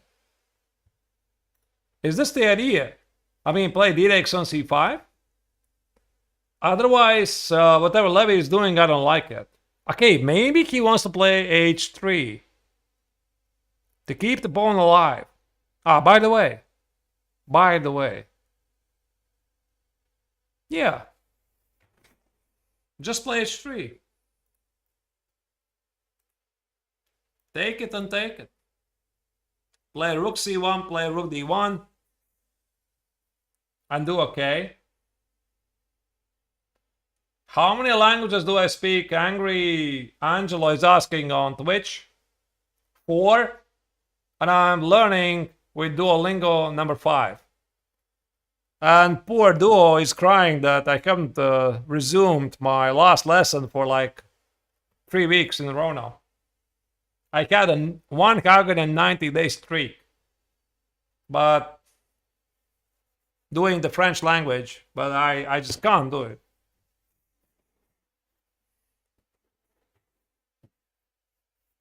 D takes on c5. Wow. That's a massive decision. By the way, let me refresh the window. Levy is spicing up things. I don't think this is something that Clendy quite expected. Levy played this move rather quickly. I mean, like 5 minutes or thought or so. Very interesting.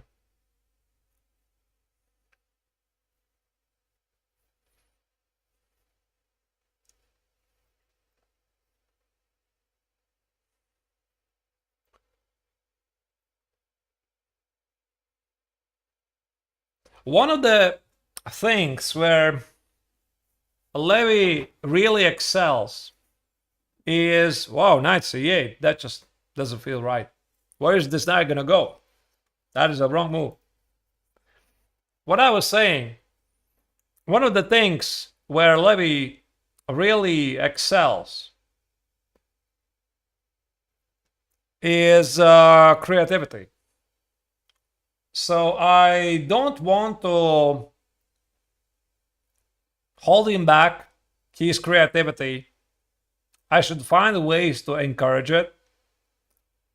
But one of the things that I decided to focus on a bit first, to work a bit on the more boring stuff, like positional game. I'm definitely taking the advice of Hikaru that Levy should have another opening with black versus the Caracan, instead of the Caracan, my apologies. So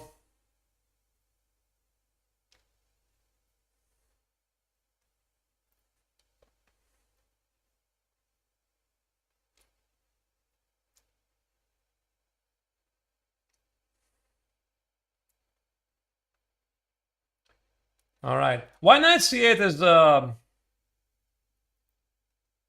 Wrong move, because there are difficulties to bring the knight to back to the game. There's no way to go back with this knight. So knight e8 maybe. Knight e8 was the better move because you can put the knight on f6, hit the pawn, play knight c7. And knight on c8 also kind of disconnects rook on a8.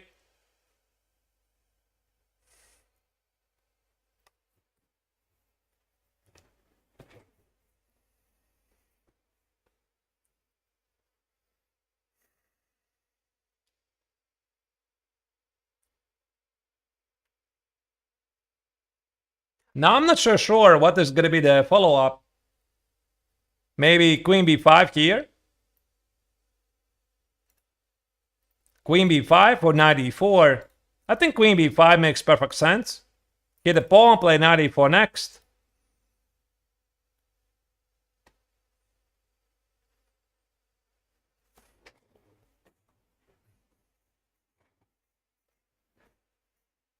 Create a lot of passed pawns. No, Ancient actually doesn't like it. Why is that? Looks very human to me.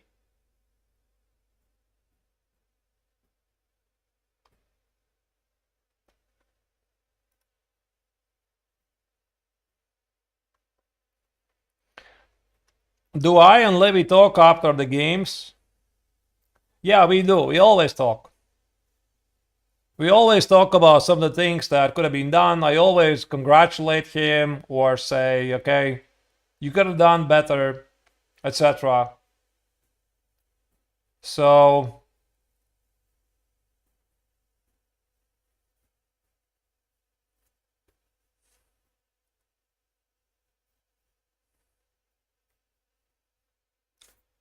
what's the game buffering? Queen e4. Ah, wait, this is another way to hit the pawn and protect the pawn in g4.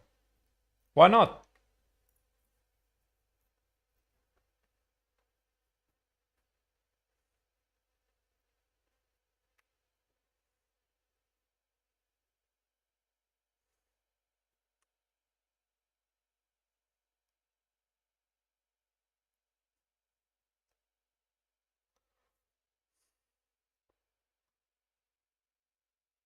Yeah, this looks very nice. Knight e4 is also a move.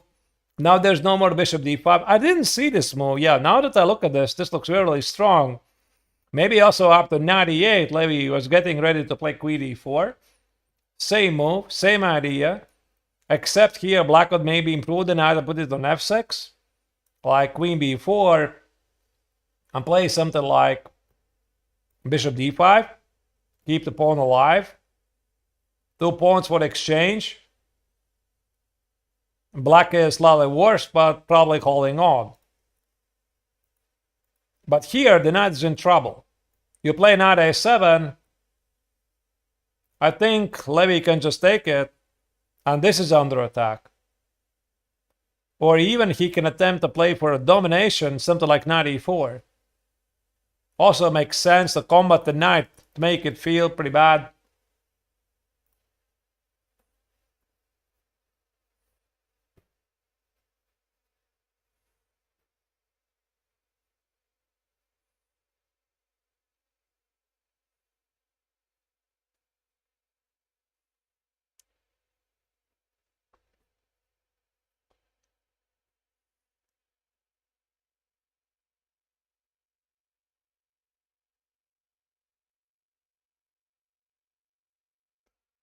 Looks good.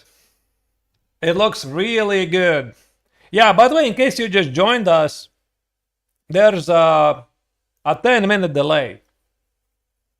That's why it's a bit difficult for me to interact with you real time.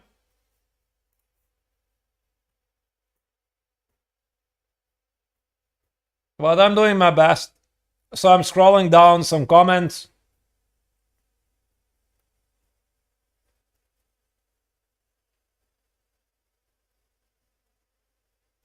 And I can answer them. Why did black rule out knight h6 so quickly? Sausage05 is asking here, right? Not h6. Aha, this is the engine choice. I was not looking at this move at all. I suppose he was thinking that the knight on h6 is disconnected from the game. So if Levy plays h3, c takes on d4, and let's say knight e4. So Clendy was looking at this position and thinking, how do I get my knight on h6 in the game? It's stuck. So you play king h8 or knight g8 or knight f6. It's very slow. There's a couple of pieces hanging here as well. So I think it was like a general observation that he decided knight h6 is something I don't want to do. So let me go back. And white is never going to play d takes on c5 because I'm taking the rook. This is how basically 2200 might be thinking about. And that's why Levy is the better player, because for him, sacrificing in exchange for initiative is a standard choice.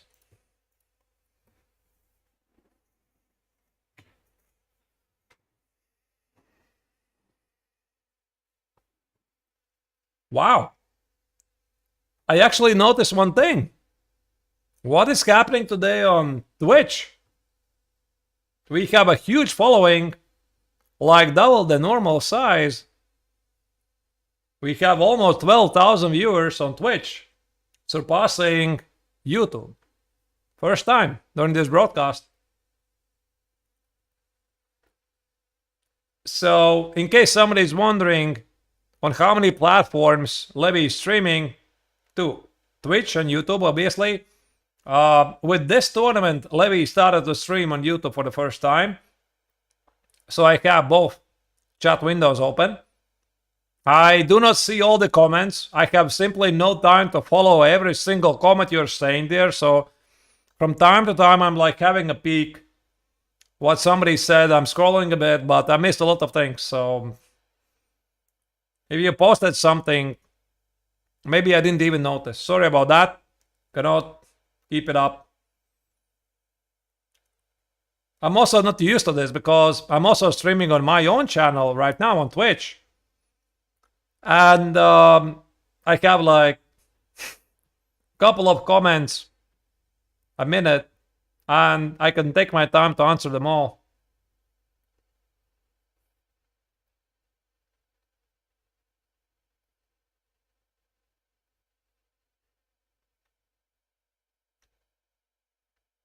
By the way, I see you picked up my answer about the languages, but how many languages does Levy speak? Because I think his native language is Russian, actually. Not English, Russian. At least I think so, unless I'm terribly mistaken. And then, of course, English language. I know that he used Babel to learn some Italian, but how serious he is, I don't really know. It's nice, you know, learn new languages, enrich your language.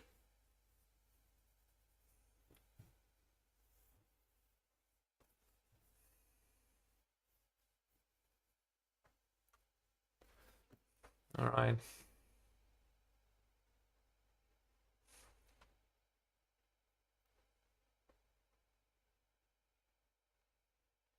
I think Levy's gonna win this. It feels good. He managed to complicate the game at the right moment.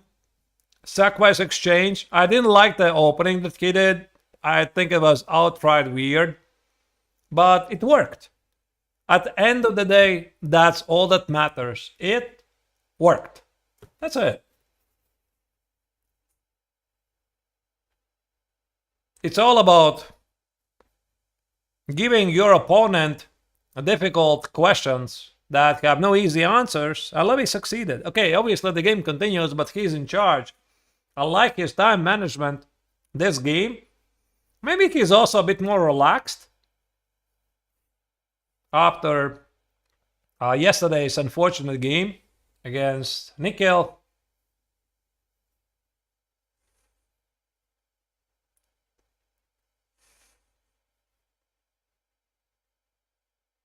Oh yeah, I just realized Levy sacrificed the rook.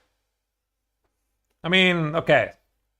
I know it's a very nice phrase that Levy is using, but in this tournament already once, he did not go for this, even though he could have for the content, but he made a brave choice not to do it.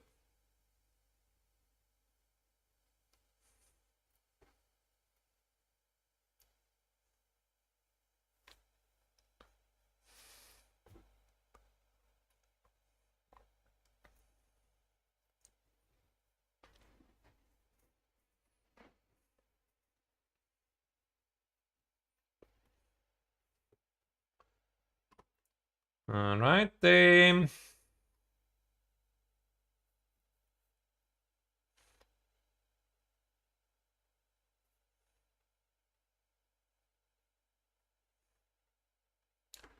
let's see some of your insights. Do you guys know if the players pay to enter these tournaments? Zeet is asking on Twitch. Normally, yes. There's an entry fee. Because organizing a tournament is financially, let me just put it bluntly, it doesn't pay off. Every tournament basically loses money. So you really have to appreciate the tournaments, the organizers who are doing this. They're chess fans. So it's very difficult to organize a tournament like a business project. Why would they do that, right? I mean, organize a tournament to earn something. No, most of the tournaments, they're maybe staying even. So in order to stay even, they collect entry fees from the players. They really vary. It could be like from 5 euros to 100 euros or in dollars. If you're in United States, maybe even more. And these entry fees, they accumulate the prize fund, maybe something for the arbiters for the work. Okay, if there's a sponsor for the event, it's slightly different. But organizing a tournament as a business project probably quite doesn't make sense. It's only for the love of chess. So I have the greatest respect for the tournament organizers. I know quite a bit, many of them. Thank you for doing this.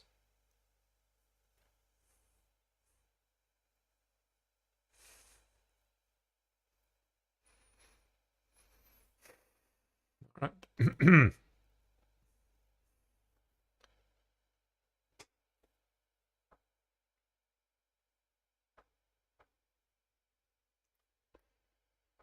Yeah, here Clendy is burning time. I hope that Levy is using this time to calculate some things, that he's not relaxing too early.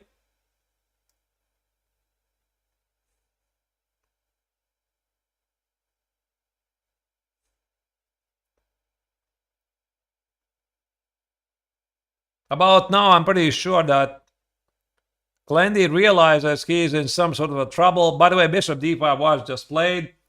Again, I'm not getting it on video. Oh, there you go. There's the delay, something like 10 seconds. Let me refresh the window again.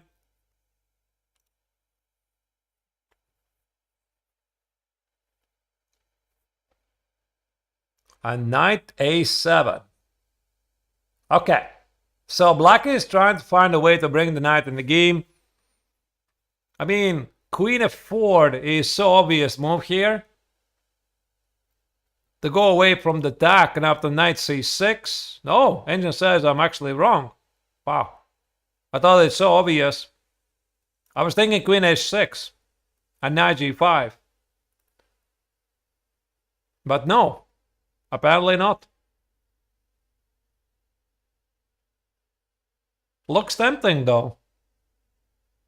Very tempting. Yeah, but now that I look at this, I do not see any follow-up. So what was it? Knight a7. Black is attempting to bring the knight in the game. Yeah, by the way, why yet play queen f4 before the queen is attacked? Of course, yes.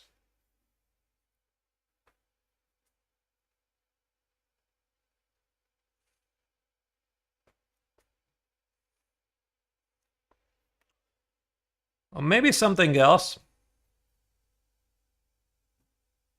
Something like rook d1? Ask some questions? No! No rook d1. Just a second.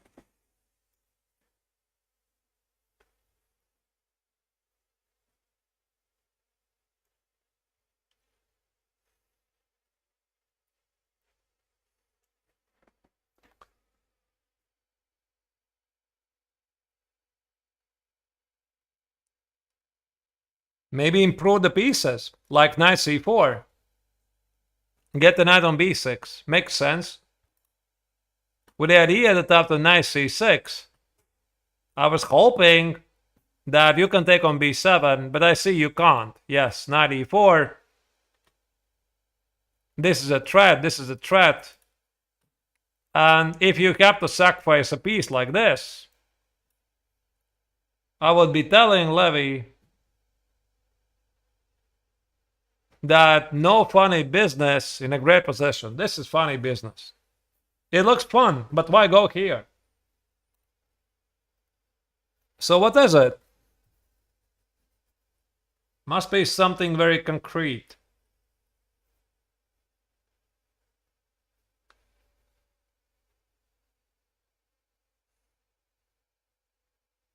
I quite don't get it.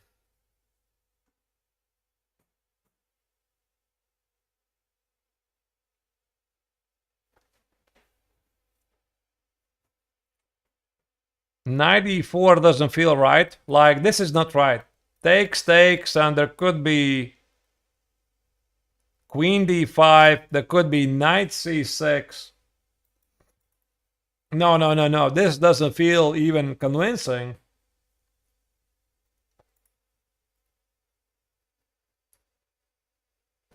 I have no idea. Maybe e4. No, e4 looks ugly. Maybe queen c3. Knight c6. And just play chess. By the way. Just improve the pieces.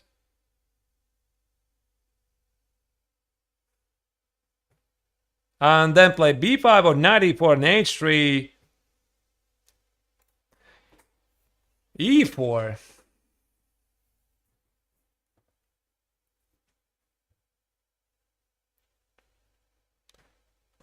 That is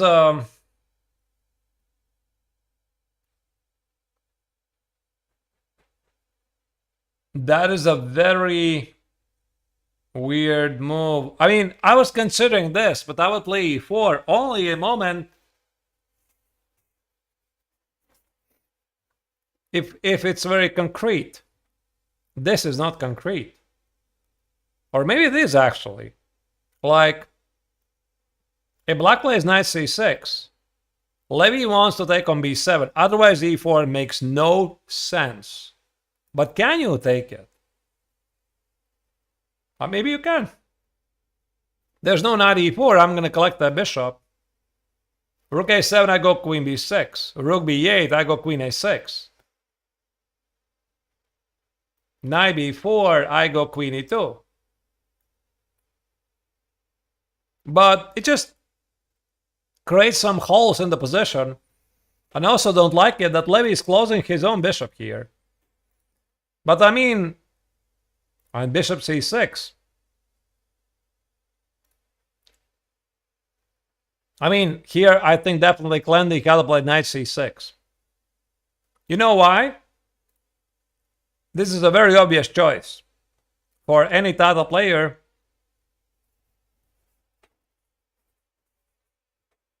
Imagine this. You have a hypothetical scenario. Two doors. On the right, on the left. Door number right, you get initiative. You get some activity, but you give up material. Door number left, you play ugly chess. Your pieces are awkward, but you keep your pawn. What do you choose? What is the right choice? Where do you go? Like most of the time, it's door number right. Without thinking, this is the biggest problem for many players. They are, by definition, choosing the material. So many players out there, they are materialists. They like material, extra pawns, extra exchanges. And that's why they cannot climb higher. As soon as you are comfortable by playing unbalanced material positions, you are going in the right direction, because this is how the world elite, how the professional players, they're playing. Exactly like this. So this is a bad move. Here, Clendy imprisons the knight on a7 at the expense of the pawn on b6, at the expense of the rook on a8. Knight c6 is the obvious move here.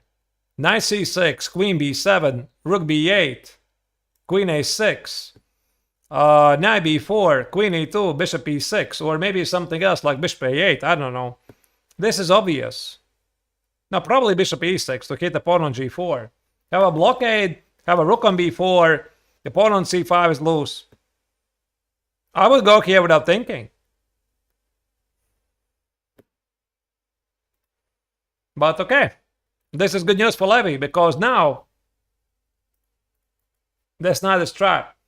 But you know, the thing Levy should understand, you might say, but wait a second, you're not talking about Clendy, you're not talking about Levy.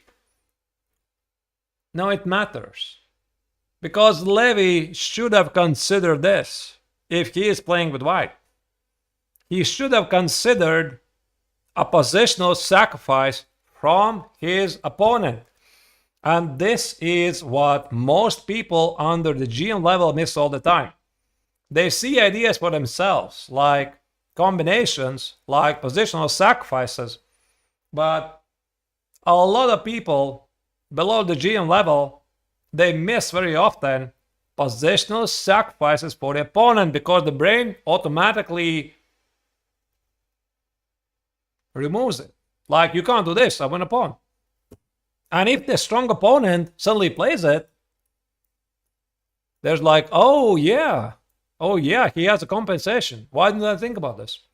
I mean, this is something we're definitely working on. So maybe the thing for Levy to improve here is to always have some sort of visual check, confirmation, if my move looks all right. E4 looks very concrete. There's something wrong with the move, even without a question mark. I would be concerned. So my gut instinct says it's not right. There's probably something, and guess what? Yeah, immediately, if you think about playing active chess, there's immediately knight c6, and then you back it up with some calculation. But okay, everything is good. But okay.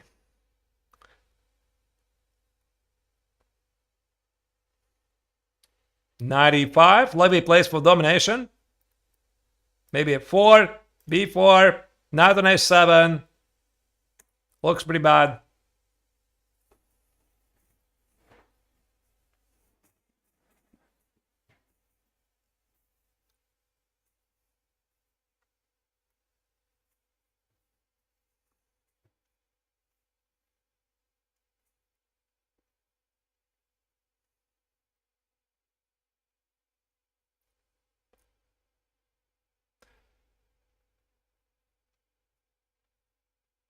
Looks very good.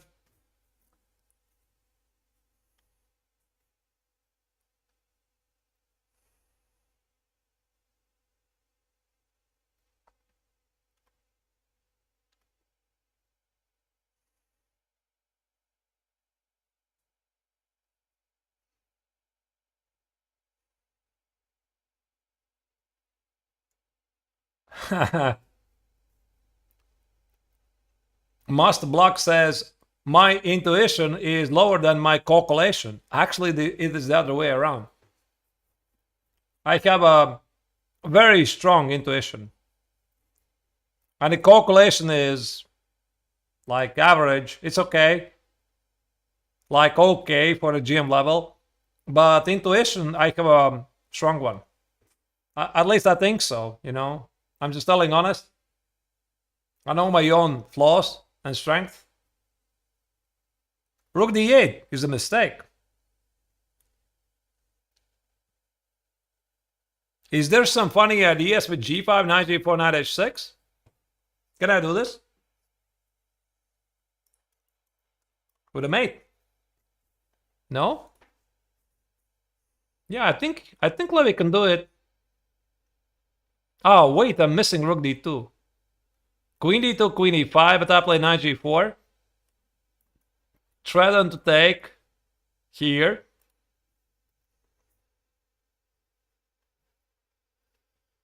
Let's say h5. G takes. And this is still threatening. Okay?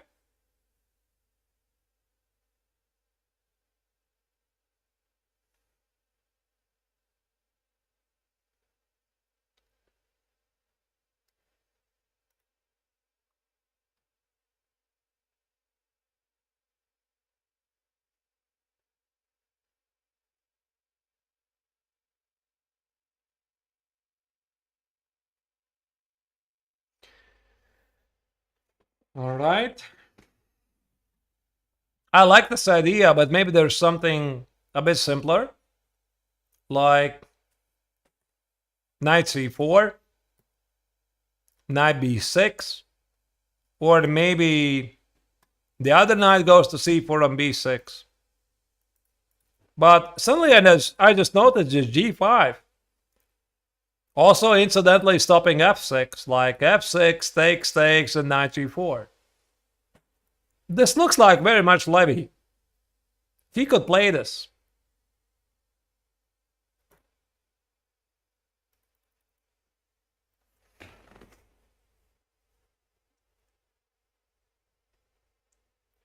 Let me, again, refresh the video feed, just in case we have had a lag.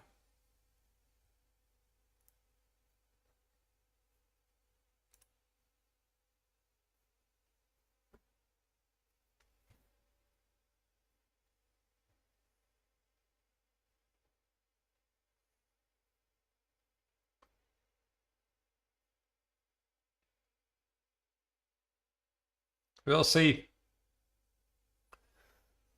All right.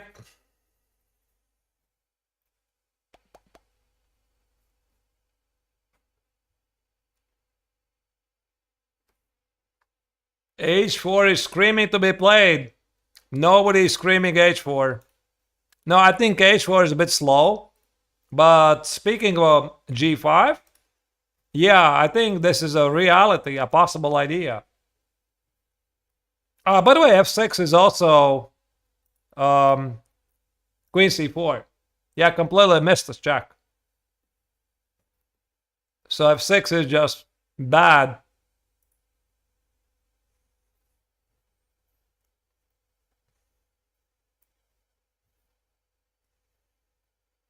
But overall, you know, if we forget how Levy played this opening, I like how he plays this game.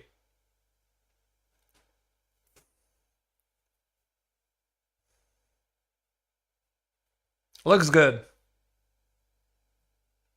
I think that what Levy mainly wants is to finally play a good game. Not like this game against the young Italian, where Levy won the game, but he was just in a big trouble.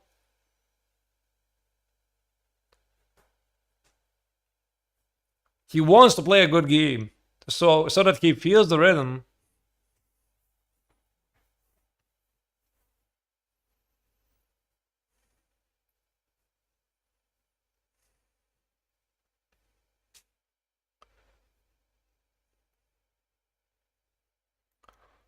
Oh, I just realized, by the way, where the viewership comes from. It's the Title Tuesday time, is it not? Everybody expects Levy to play in Title Tuesday. No. This time he is busy in Italy. It's more important. He is continuing his journey towards the GM title. He has had a rather rough start. Levy sits right now to 3.5 points out of 6, but he's in good spirits and he's fighting back.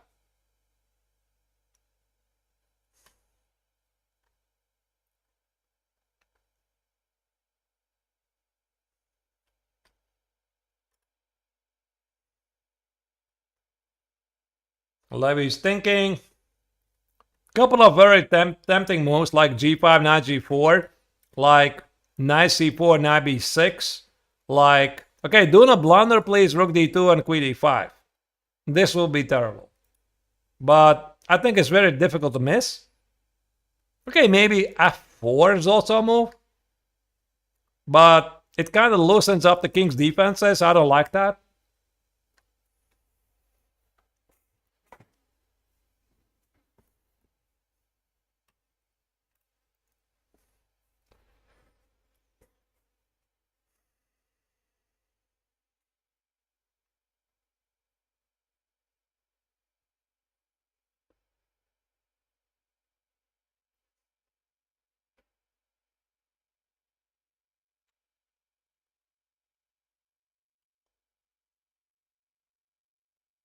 All right, is there any more moves? No? That's it. Okay, let me try to model a couple of things from this position. Let me try to play g5. How does black defend? I mean, again, I want to play knight g4, knight h6. This I calculated. f6 loses because of queen c4, knight g4. What else is there?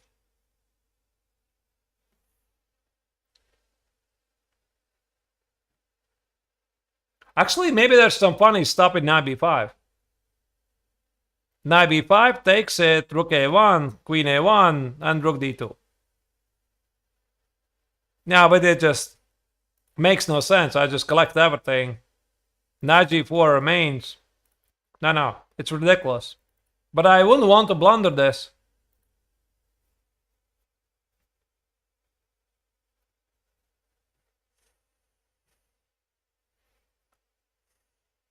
Again, use the elimination method.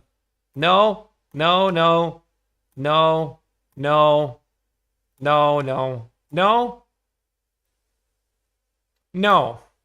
So it's the queen. Maybe queen c8, stopping knight g4. But what about bishop h3?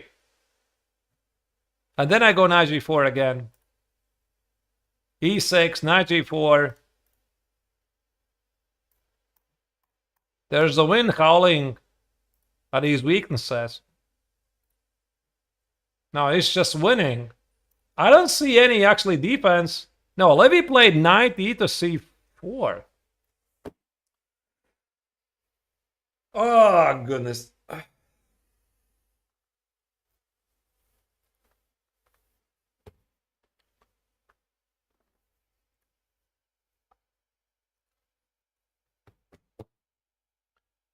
This is something where Levy definitely can improve.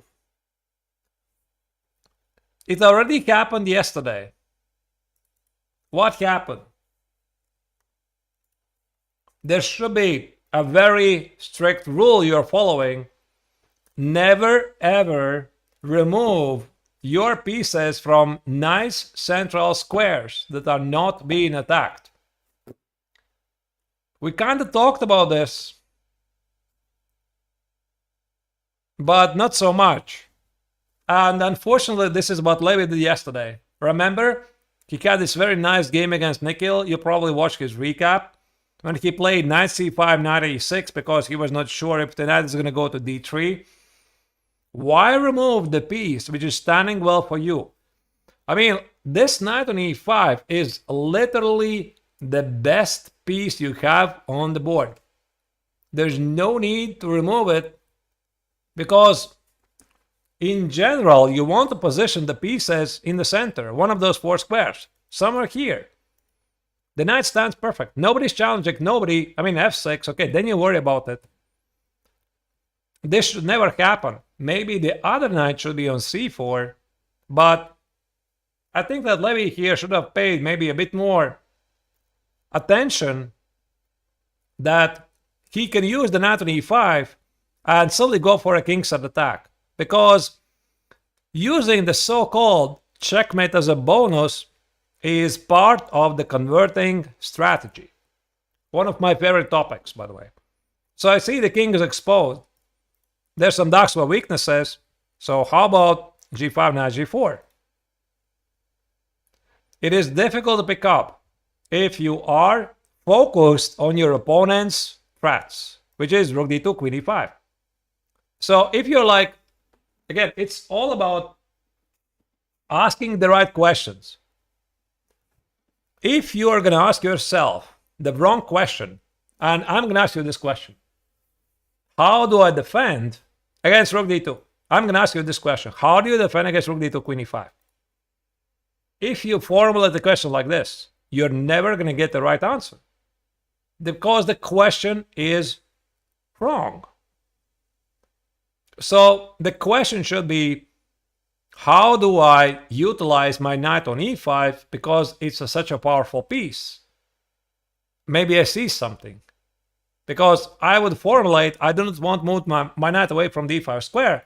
And what can I do? Okay, maybe you miss g5, but play knight c4. Keep the knight on e5. This is a very big mistake. Because removing the pieces from the center makes no sense. Now, black played queen f4 very quickly. h3, rook d7. I mean, okay, it's still good. The life continues, but this is a miss.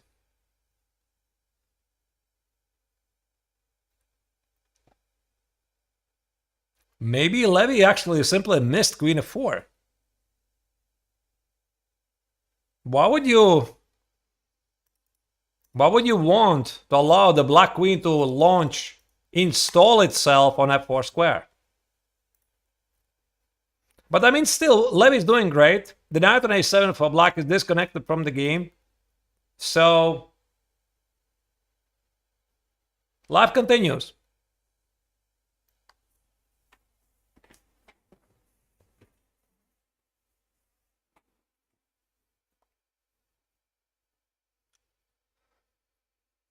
But you know, I'm going to tell you honestly, this tournament, especially this tournament, very nicely highlights me some of the things we should talk about.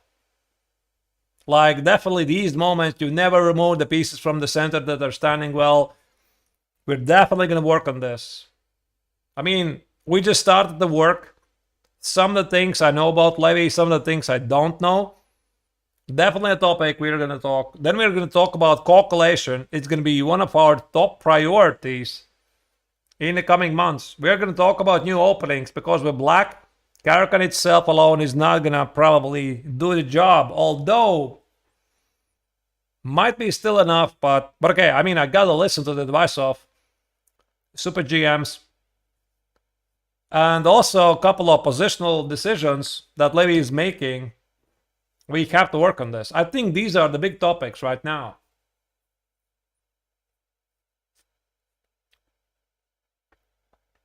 The good news is Levy is constantly improving. He's learning. So even if with this game he's going to misplay it, he's going to learn something. He's going to play a couple of games, move the knight from the center. He's going to learn. Do not do that again. Because he's going to have this game and the previous game. And it's going to stick in the memory.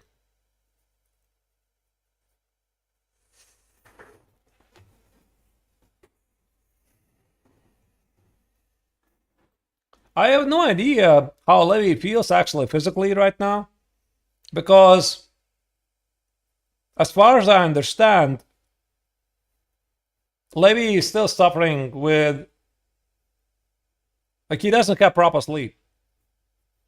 He doesn't have it. And you know, I can tell you whatever I want, but if you're not feeling physically well, you're underperforming. So if I'm going to a game and I am sleeping on average 4 hours, I'm definitely not going to play as well if I was fully rested. You probably agree, right?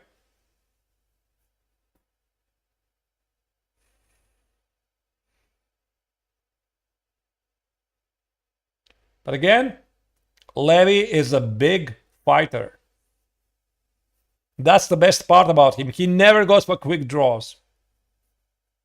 He knows he has flaws in his game. He knows it. But he's willing to work on them. He knows he's quite not there yet. But he's on his way.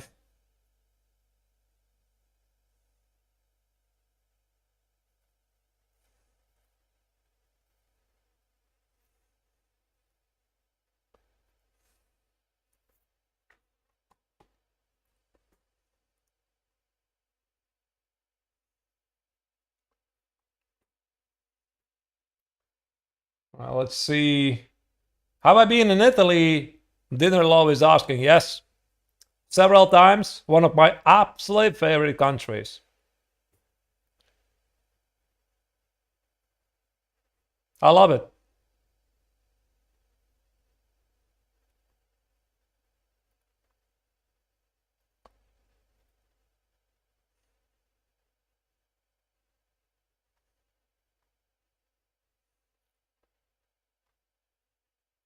Let's see what else is there. Since I already talked about Daily Choker, nice username, on Twitch. Since I already talked about the lack of sleep is an issue, why Levy is playing in Europe when there are plenty of tournaments in the New York area? I suppose not all of them have the GM possibilities. You know, Levy is playing in New York all the time. He's using basically all the opportunities. He already played in July in New York. He is going to play, I believe, end of August in New York. Why? Because it's closer to home. So he can stay at home, which helps him, obviously, to be at home and focus on everyday's activities and then still play in a tournament. I'm not sure about any other US tournaments.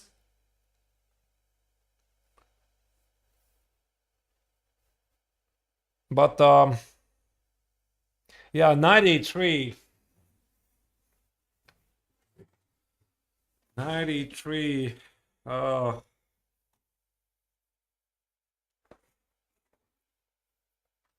He wants to put the knight on d5. But Levy also has lost the clock advantage. These knights are odd. He has misplaced his pieces.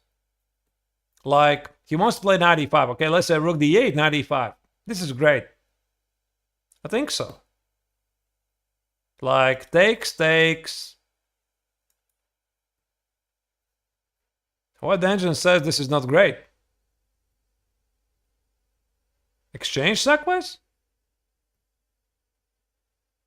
Oh.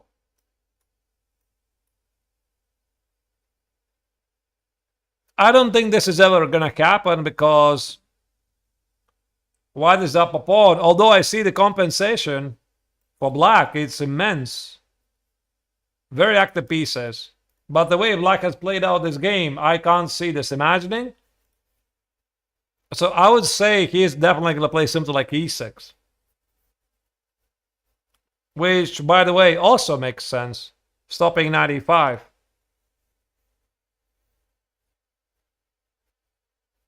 Now go back, maybe?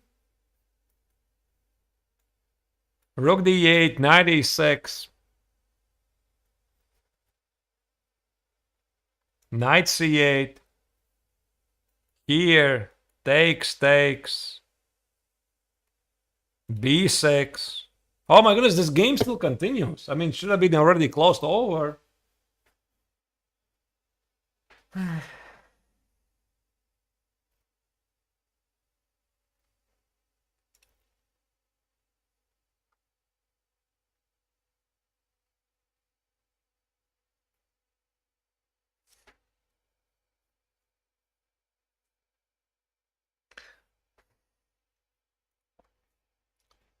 I mentioned this yesterday. I like to compare very often to what Hikaru has said before. And somebody joked about Hikaru. You never move back voluntarily.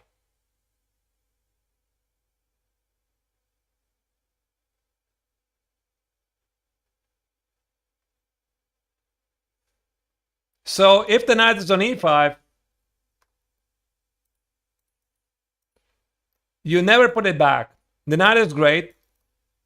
So you never retreat with something that is so well positioned. So again, retreat.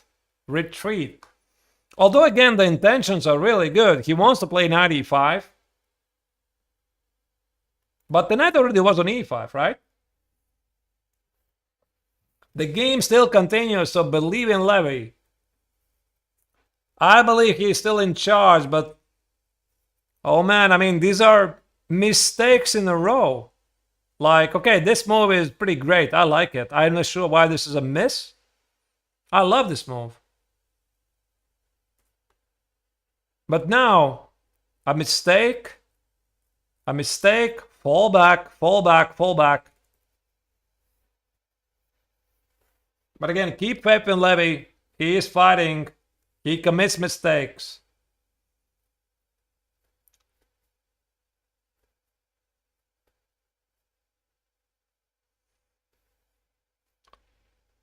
You know, one thing I also would like to mention. Sometimes it's really weird how it works in chess. I'm gonna definitely tell you this. Is that when you sit at the board, things look different. And when you look at like drinking a cup of tea or something with no stress, with proper AC, with, you know, chilling atmosphere that we are having right now, you're seeing different ideas. It sometimes happens.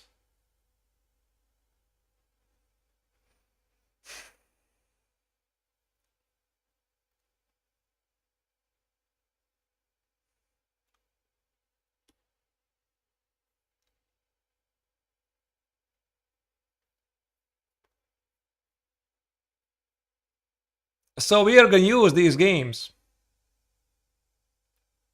the new highlighted things, to work on these things. And that's why this tournament was so important. Because in Madrid, everything was working really well. In New York, everything was working well, even though he had a very bad start. It was like a couple of games I even had no suggestions. Like, you played great. Now there's ideas to talk about.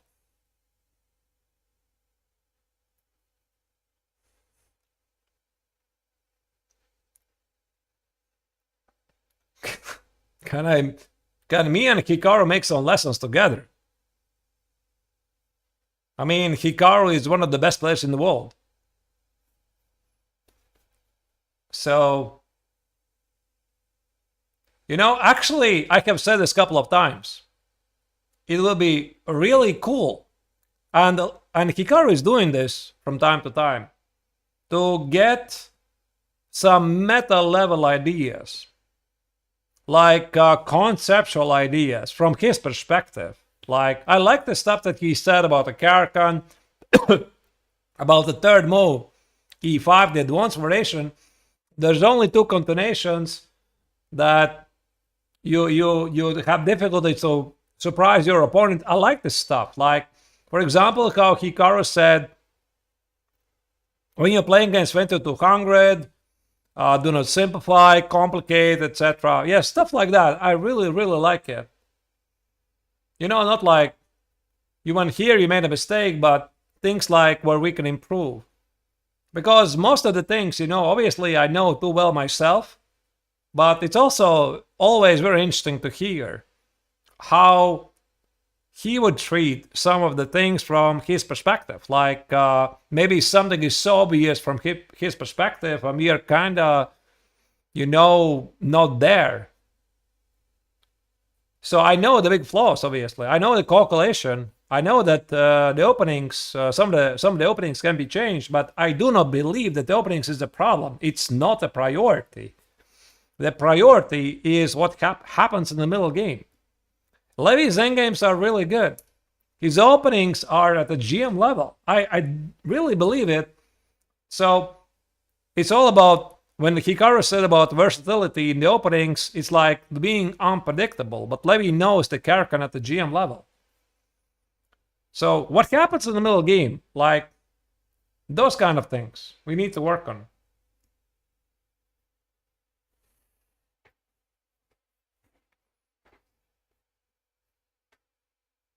And by the way, we watch every single recap there is.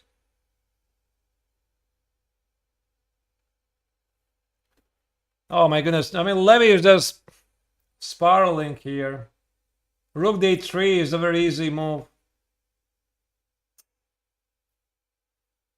Ay. I mean, black is so active. How did it come to this?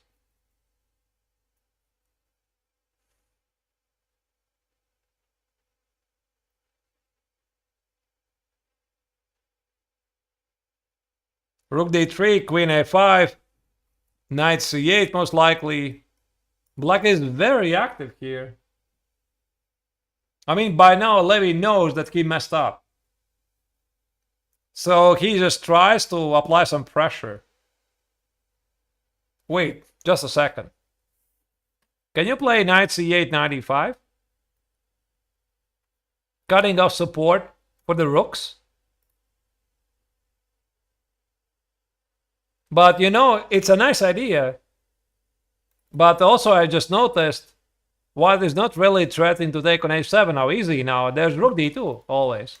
This knight is under attack.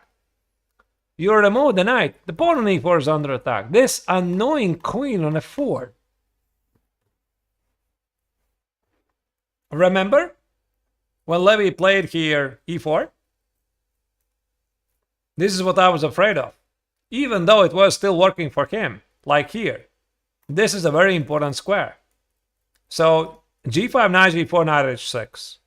Go for sudden kingshead attack. Now queen f4 is in, and you cannot get rid of this annoying intruder.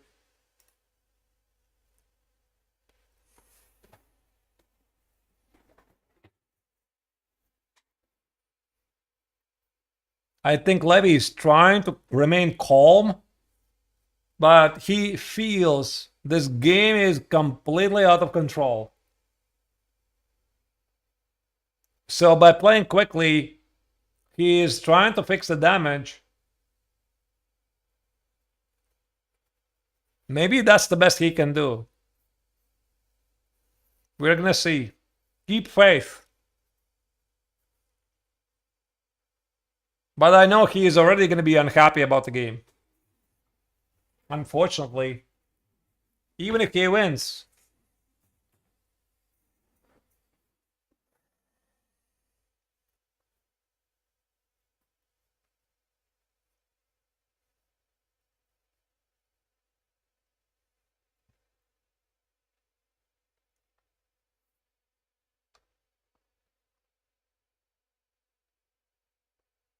All right, how do you play here with black? I don't really want to analyze Clindy's choices.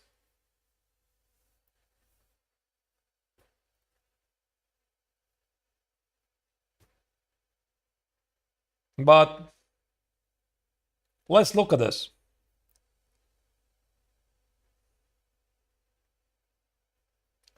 So again, elimination method, complex position. No, no, no, because of 95. Oh, by the way, 95 is a problem. So if 95 is a problem with the check, you just play king j7, right? So I very quickly found this move by elimination method. No, actually, I'm missing something. Maybe the same 95. Wait.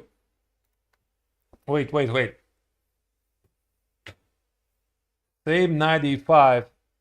Maybe Clendy will mess it up. Yes, and Franco, that's what I'm hoping for. The position is still very complex. Rook d7. Defending the rook on d8 against 95.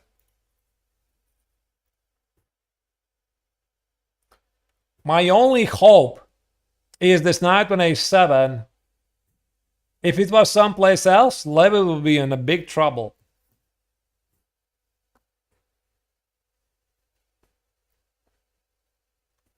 How about 95?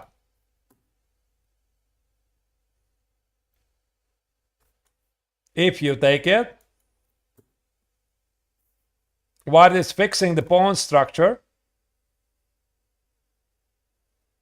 How about, again, how about the sacrifice? Like, take it and take it. Queen a7, rook d2, rook d2. Okay, Levy's going to win this. This is something that was working before. Maybe not so much here. I mean, for black. So 95. Install the knight. And see what happens.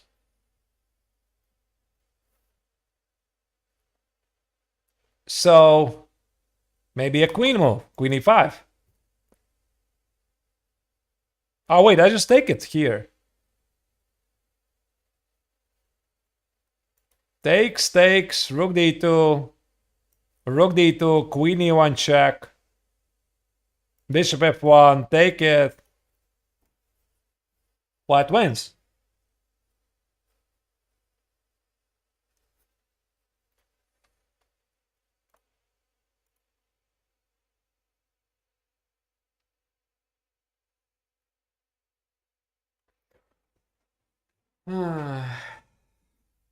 Come on, Levy.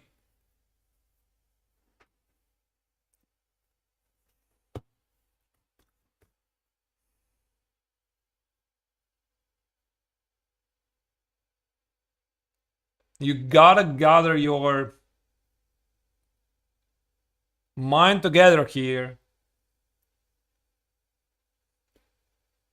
Focus, focus, focus.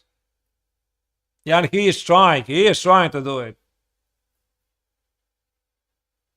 I can see in his body language. He's like tired, he's like unhappy, but he is fighting here. Okay, 95 is on the board, now the big question. Now what for black? Bishop d5, this is good news. I think so. Now white forms a very powerful center on bishop d5. By the way, the engine marks is a mistake.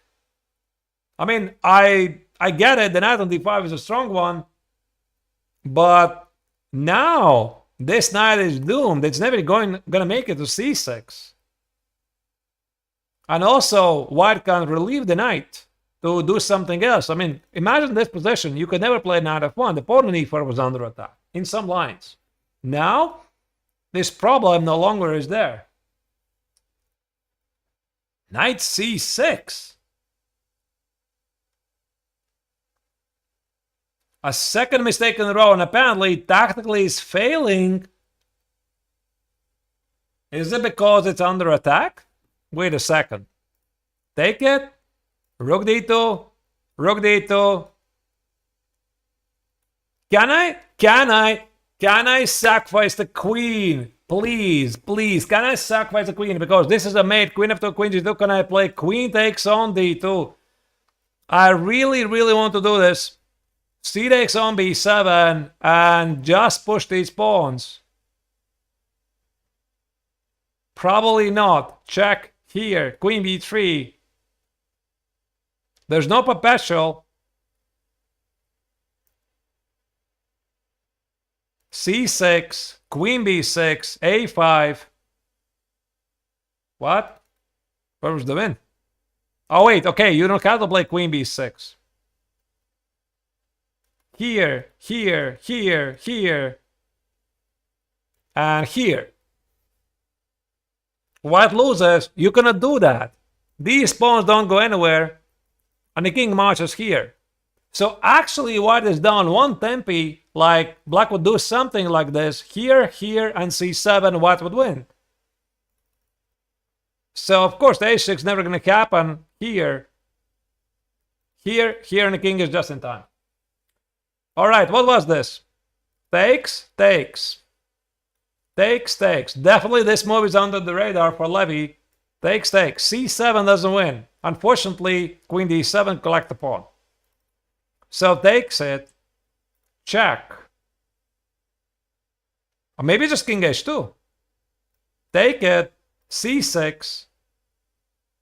Queen, maybe not queen b6. You go, yeah, you have to stop c7. Here. a5. Here. King something. And now the king is very slow. A Levy would win this. Wait. Just a second. So takes, takes. Grab, grab. Nyam, nyam. Oh, sorry. Takes, takes. I see the bar, of course. I'm not blind. I do see it. I just try to figure out how human is this. This looks a very tempting check. You just calculate this. This will be a perfect calculation example to Levy. But okay, you know, I would be checking here first if there's something better, like takes, takes, takes, because I see the queen sacrifice. I'm not sure. It's a content, but maybe it doesn't work. Just a second. This is a mate threat.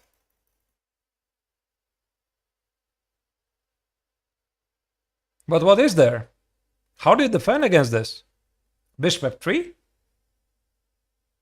If you take it, the rook is hanging, it doesn't feel right. What do you do? What do you do? I do not see actually anything else but a queen sacrifice.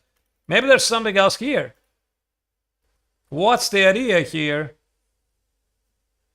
The queen is under attack, by the way, so it's either take or something. How about queen b5? No. I mean, black would even sacrifice the exchange on d5. Just a second. I cannot so quickly calculate. Very complex position. And obviously, I have a spoiler, I have the bar. Levy doesn't have it. So he doesn't know. Check? But check is rook d8, no? Queen, wait. I'm confused. Where's the win? I mean, I could switch on the engine, but let me try to work it out. So maybe it was takes. Takes. No. This is not it.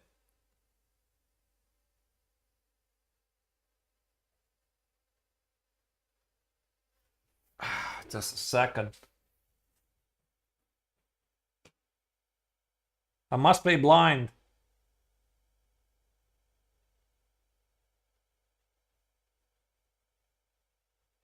So it must be a forcing move. Elimination method. D takes no. Queen move. Queen a8 is rook d8. Queen b5. No. Queen no. What kind of moves do we have here, Ian? Okay, whatever. I'm going to check it. I'm going to resign with my calculation. Okay, so it is d takes on c2. Oh, it's just a low level depth of the engine. So take it, take it. Oh my goodness. This, dear viewers, is the only line for Levy. Oh dear. Take it, and there's nothing better. I mean, I already didn't see anything better, but this is the best. So according to an engine, it's strictly queen e1 check with an idea to play queen b4, and after c6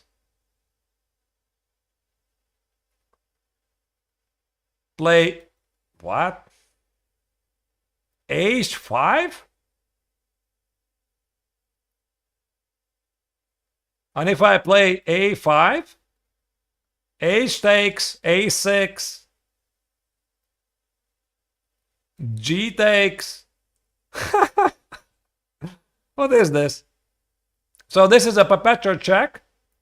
Bishop h3. And somehow, oh my goodness. This is pure content. And somehow this is a perpetual check. I mean, even this is not a sure draw. b4, b5, b6.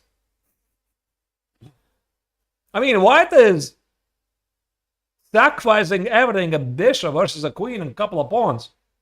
Oh, wow. Takes, takes.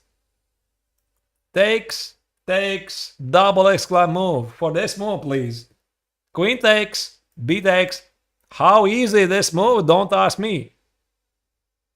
Like, probably it makes sense to dislaunch the bishop, but also this is so human. I think that Klendy is going to pick up the pawn. Definitely, like 90%. He's going to pick up the pawn. He's going to go here. And Levy is going to play king h2, queen b3. That's the line we kind of saw even without an engine. Now I switched it on. You know, I just kind of gave it up. And white wins. Queen b6, a5, white wins. I think this is going to happen in the game. So takes, takes, takes, takes, queen sacrifice, a casual queen sacrifice before breakfast. Takes a queen e1 check. Only move. I don't think it's going to happen. Bishop f1, queen b4, c6. And then black has a number of ways to make a draw. h5, f5, e5 is also a move. According to an engine, like some very casual lines like a5, e4, a6, queen b6 comes out of nowhere. Now you cannot use the bishop. b4, king f8, and black is suddenly better.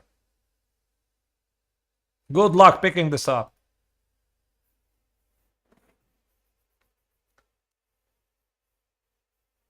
This is insane. I mean, Levy should pick this up. I mean, he's simply gonna sit here for like good 10 minutes and realize he gets nothing else. You know, I think I know what is in his mind. The coach's advice: no funny business in a great position. Is this the funny business? Is this the great position? But again, I mean, you calculate some things and you realize there's nothing else. By the way, what about this queen b5 idea? It looked pretty human, hitting the rook and the knight, but knight e5 is very strong. And white is in trouble. Yeah, I guess you remove the knight. There's knight f3 check and everything. Exchange sacrifice on d5, and knight is rocking, rolling on f3. So I do hope that Levy is going to do the funny business here, because the position is not great.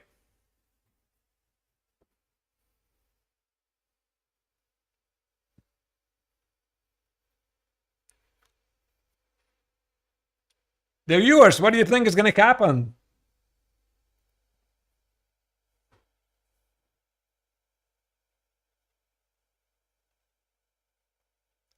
This is where Levy has to make it work. Do not look at the bar. It's lying. It is lying. It is not correct. I believe with the perfect play, this is still a draw.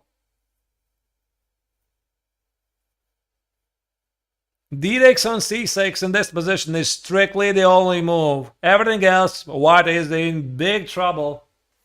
No time for no more mistakes. I'm sure Levy sees the queen sacrifice.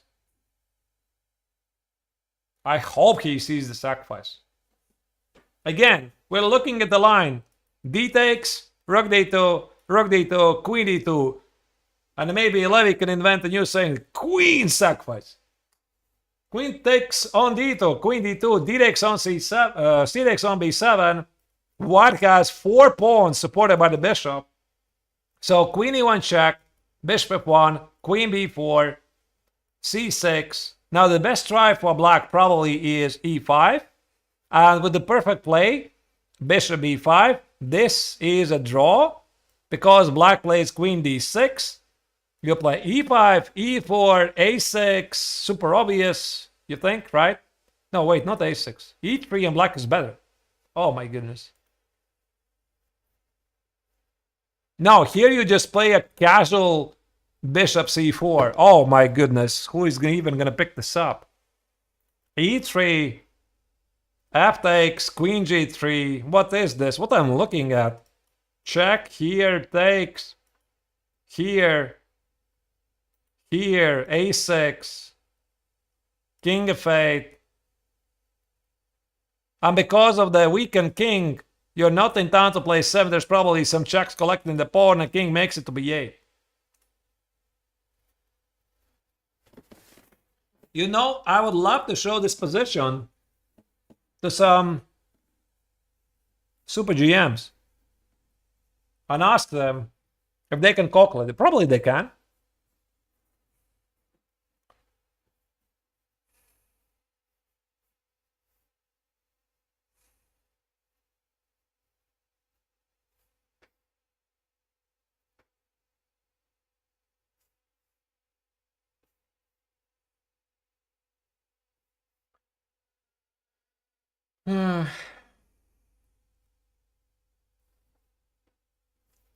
Wow, what a game.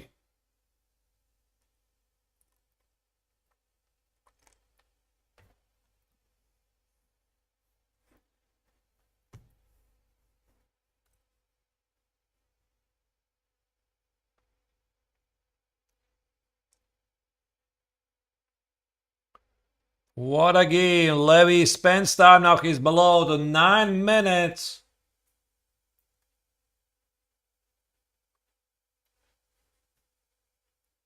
I don't know what you do. He's clearly panicking here, but wow. Because he never intended to do this. D-takes on c6 is on the board. And this means we are about to see a queen sacrifice right now. So follow this live.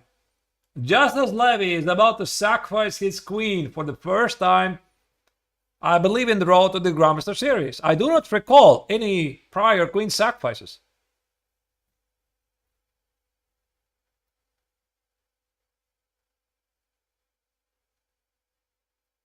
I think Levy mainly just smiling.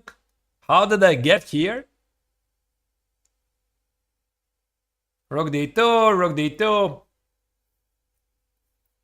We're about to see the queen sacrifice incoming. And also, I think Lendy kind of expects it. There you go. There's the casual queen sacrifice.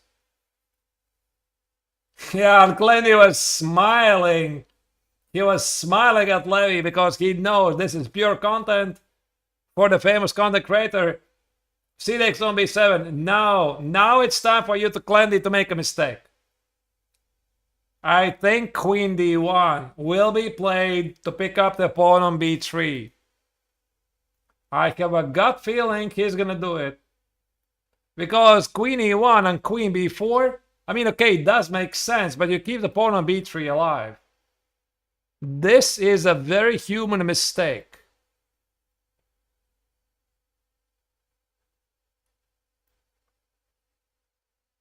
Okay, I mean, maybe somebody could argue the pawn on b3 doesn't matter. So once again, queen e1 check, bishop f1, queen b4.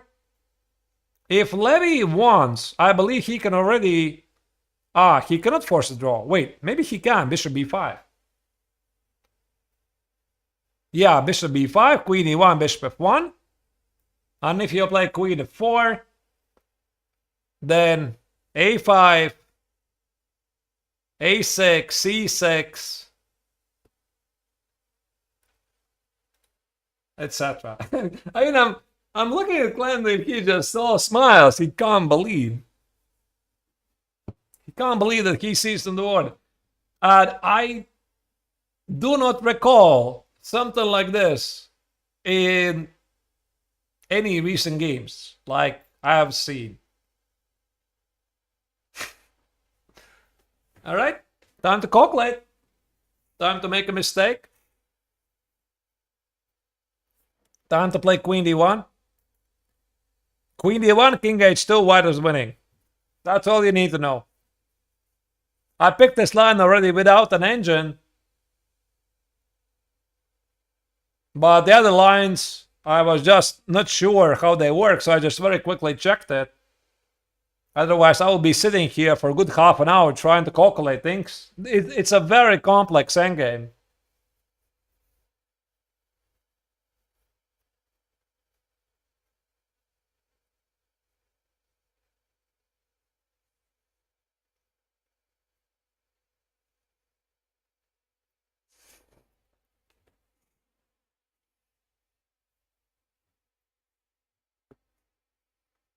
Somebody writes in the chat, unfindable. Well, do you mean the defense or the sacrifice? Because the sacrifice already is on the board. By the way, the valuation bar is wrong. It's a draw with the perfect play. Only move. Only move here. Only move for Clandizanelli here.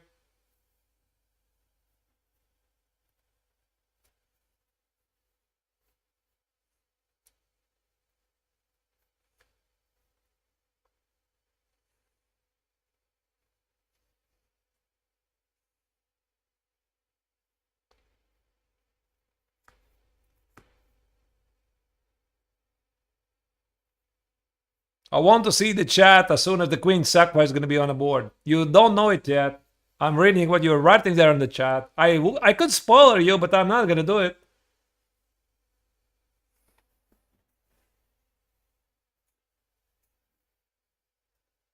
The anticipation. All right, but here Clendy has 10 minutes.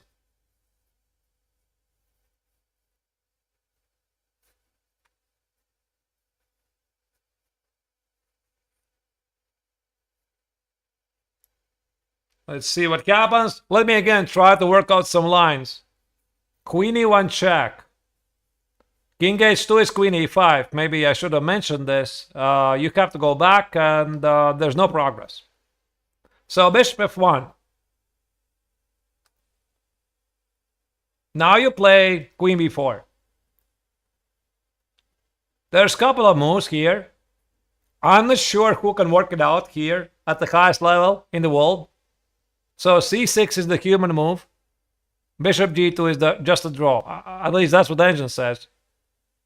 So let's try bishop b5. Only move queen e1. Yeah, you just repeat the position. So c6, e5.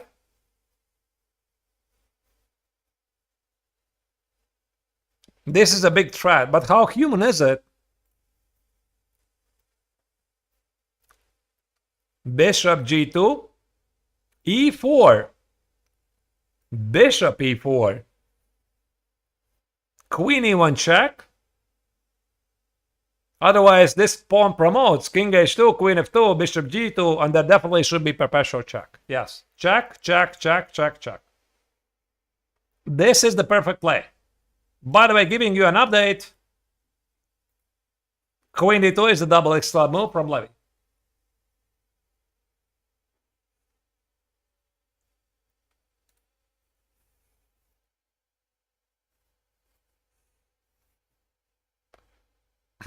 Yeah, by the way, he didn't do it for the content. He did it because he has no other choice. There's simply no other choice. He had to do it. He had to sacrifice the queen. Everything else was trouble.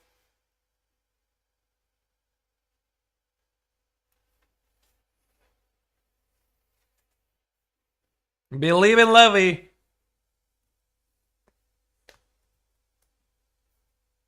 I believe Levy's gonna win this.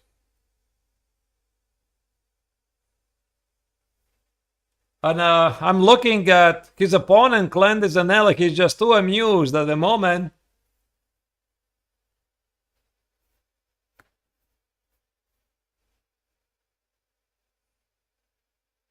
I'm not sure how do you calculate this even. Obviously, he's looking for the perpetual check somewhere. But I have a feeling there are going to be mistakes in this very crazy endgame.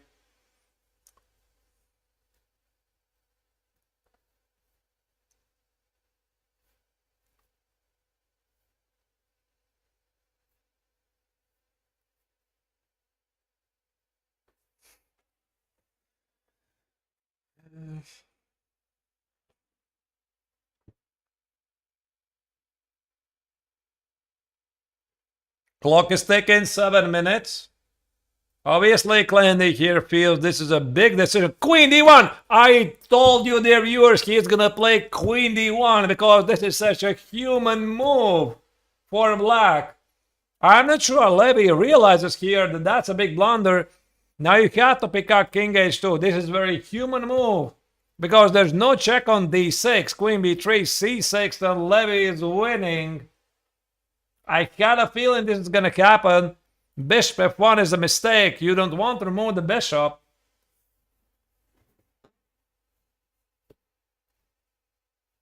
Very human mistake. Pick up the pawn on b3. King h2 is the only winning move. I think bishop f1 is somehow drawn, but don't take my word on that. King h2 is on the board. Everything is good. So the bishop remains. Push forward those pawns. This king should not make it in time. Black's h5 ideas or e5, e4 ideas and these lines, they quite do not work. Maybe we are going to have a possibility to show you them a bit more in detail, but first let's see what happens on the board. Queen b3 is definitely going to be played. Okay, maybe queen d8 to play queen c7 check, but I think what Clandy wants to do, he wants to eliminate those pawns.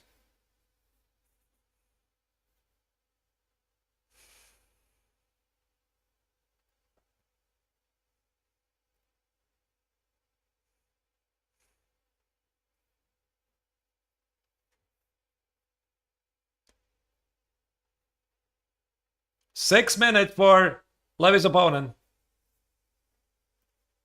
So I think it's going to be queen b3. Queen b3, c6. You need to stop this pawn.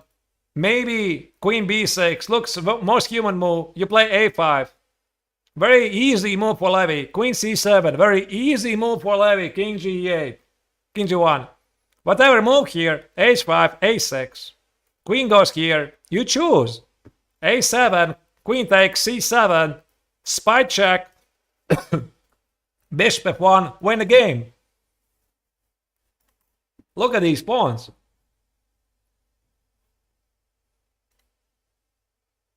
Queen d8 is played. Wow. Okay.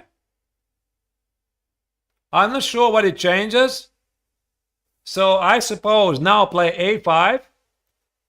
c6 kind of makes no sense because it generates no threat. So Levy is definitely going to pick up a5. Queen b8 doesn't drop the pawn. It's well protected.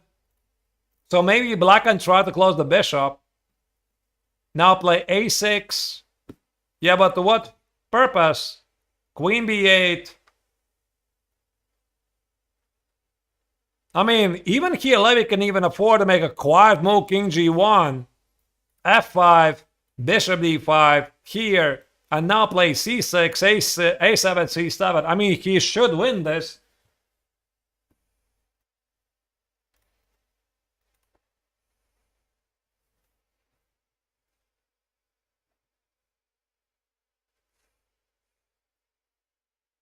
Yeah, I see the chat is going crazy. You already picked up that Levy sacrificed the queen. And there's more. There was the blunder. A5. C6 is a bad move, I think. Because it's losing valuable tempi. Maybe it's still somehow winning, but no. There goes the H5 move again. I missed it. H5. A5. It just makes no sense to include C6 before A5. So takes, and somehow this is a draw because the king's exposed for perpetual checks. Crazy game.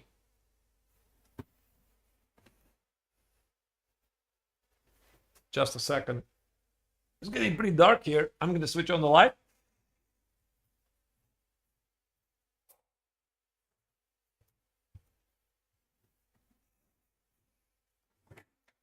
Now you can see me better.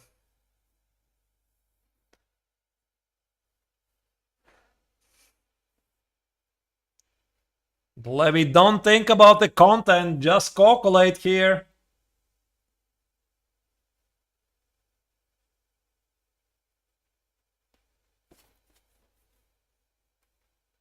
A5, A6, A7, you want to promote.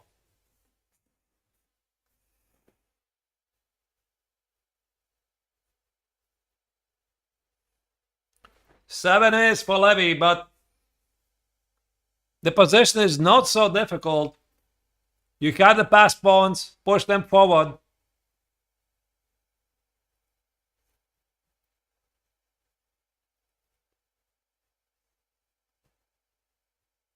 Don't leave this to an increment. So again, A5. Let's say black plays queen b8. Play king g1. Black plays some sort of h5 idea. Try to expose the king. A6. H takes. H takes. So far, so good.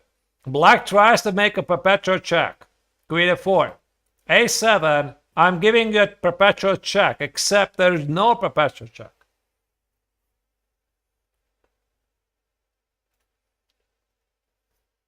A5, A6, A7 is so straightforward. This pawn. What? Why B4?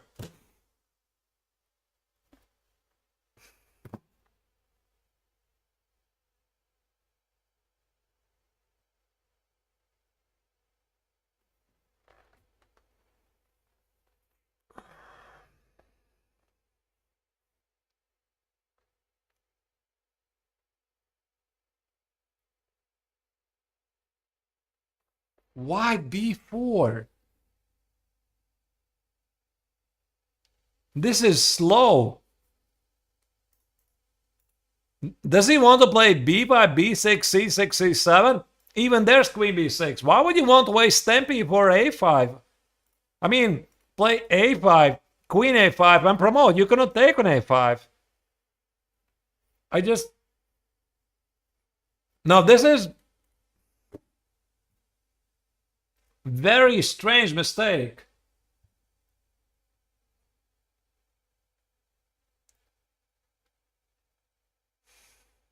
Here, more than everywhere else, the tempis really matter. They matter. So maybe he thinks that position is winning either way. But I do not share the optimism. So h5 makes sense to expose the king. Now this one tempi might make a difference. Like, okay, I'm going to take it and take it so that the lines do not open. A5. Queen c7. King goes here. Queen goes here. And now it's just probably perpetual check. A6. Check here. What? It's not perpetual.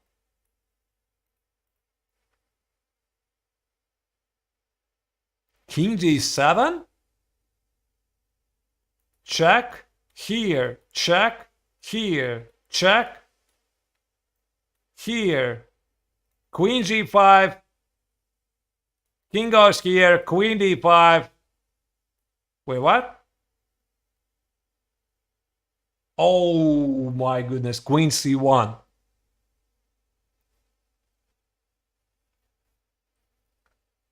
Jesus. And white has no progress. Okay. I mean, the game still continues, but I mean, that's what makes this game so exciting. But oh man, but b4 is slow. I mean, it's all about the race. You're racing here forward. And this move really puzzles me.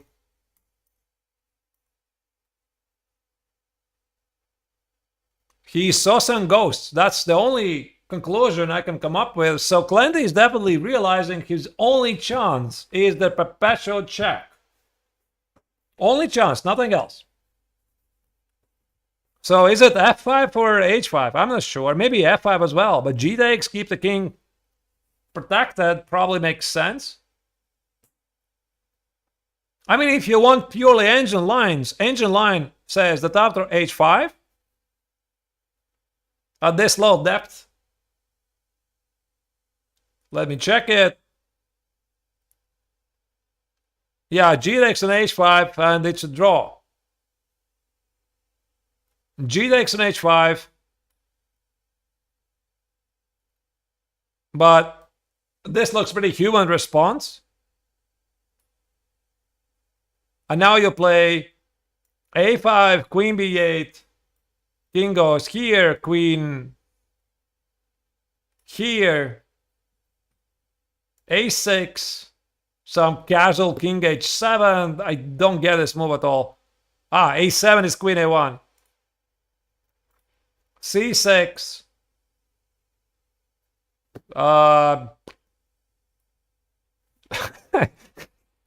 Alright, come on. It ends on the king h6. What is this? I just hate them.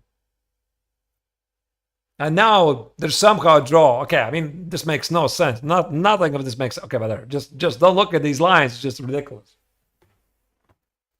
Levy cannot misplay this. I hope so. f5 is on the board. So he's trying to expose the king. And also activate his own king.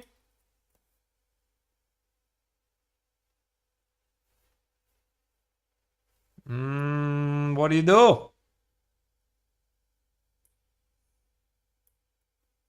So Levy should not be losing this. Like, there's no scenario, because even though he's down a queen for the bishop, the pawns are monstrous.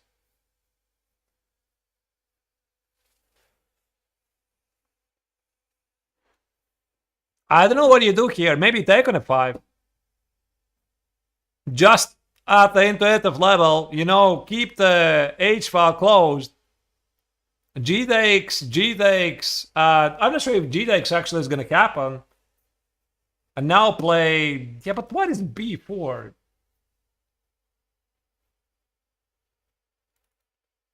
Now play a5?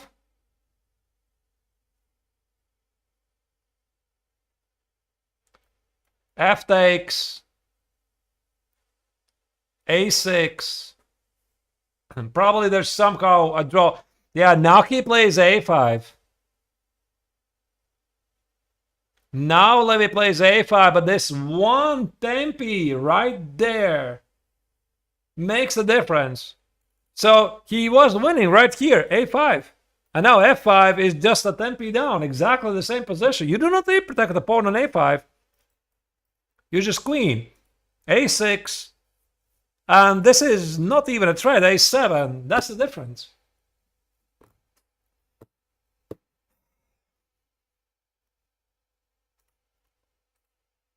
But the game is still not over. They're making mutual mistakes. It's very easy to miscalculate. Let me refresh the board so that we are not missing some action.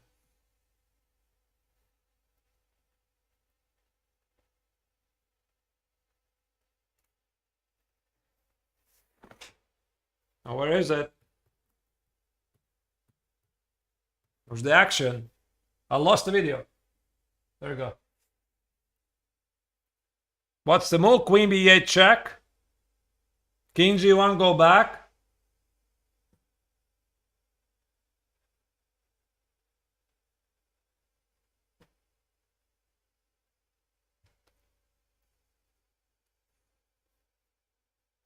So Levy needs like a couple of moves to make this happen.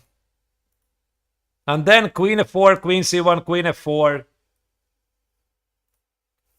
Might be a draw, but I'm hoping that Clendy is going to make the final mistake. And still allow Levy to win this.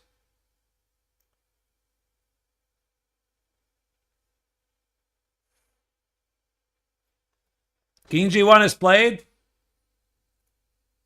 E5 is never going to happen. F takes is very human move. 1 minute and 20 seconds here for Clendy Zanelli here. He knows what he has to do. He has to expose the white king. Queen F4 looks very human as well.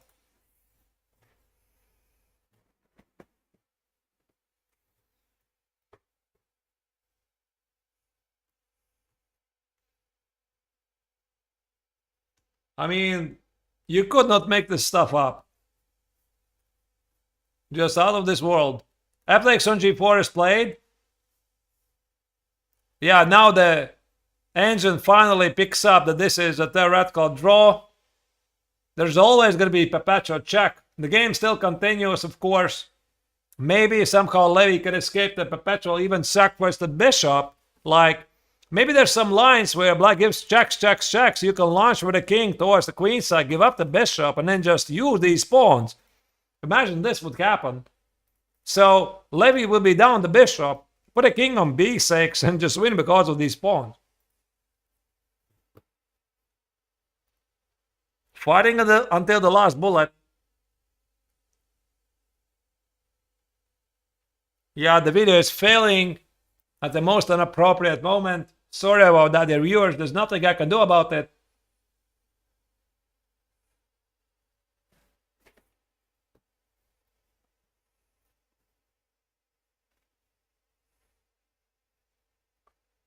So he plays. No, he doesn't play. It's a older feed. Let me refresh it again so that we are seeing what is live. And also, obviously, nerves play a very big part of this position, of this game.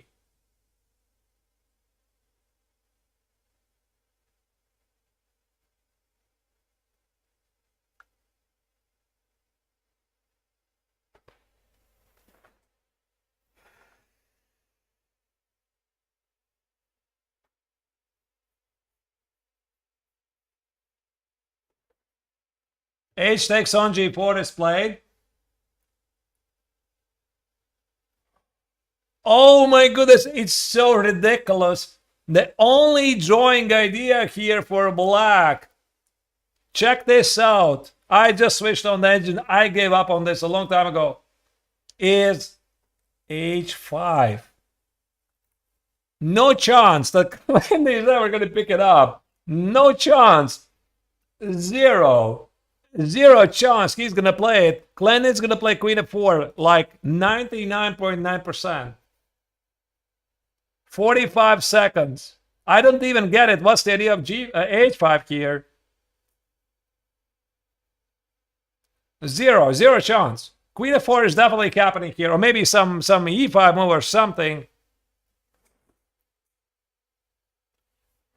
So the idea is to expose the king and then go after the check. But Queen F4, of course, Queen E5 played. I told you this. It just makes no sense. Let me show you. So engines are ridiculous. So the idea here is H5 and whatever. It's a waste of time, right? H5 here. You play something like A6. And now let me check what this engine is saying here. H takes on G4, C6, and now G3, it's just a draw. Does it make any sense to you? Like, A7, Queen A7 hits the pawn on F2. What is this? C7 is bad because now the king is exposed. I mean, actually, this part makes sense. So Queen E5 is a mistake, and now any move wins again. because there's no perpetual. A6, if I can trust its low-level depth engine, I already gave up on analyzing this. It's just up and down game. B5 is winning, A6 is winning, C6 is winning because the engine says there's no perpetual. I'm not going to deny it. I'm going to trust it this time. I mean, you cannot mess up +5.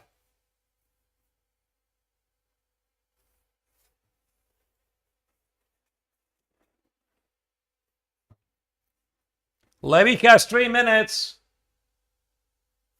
Come on, Levy. It's so important for you to win this.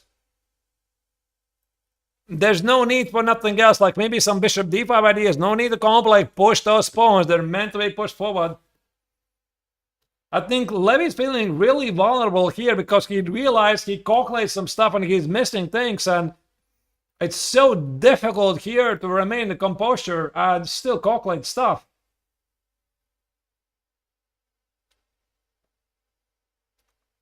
No, Levy should not be making these mistakes. Yes, he should not be making these mistakes. I agree, Luigi, who says it on Twitch chat, completely agree on this.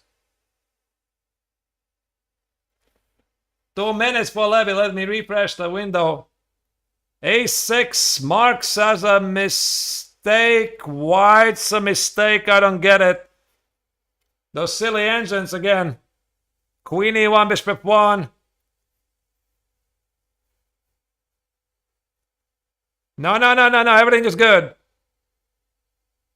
Okay, but this is pretty nuts. I mean, bishop f1. Queen takes it here. And this is a big threat. With some perpetuals. And white just casually plays bishop e2 to protect the pawn on g4 and wins the game. Okay, that's just ridiculous. I think both players here are passengers. They're just enjoying the ride.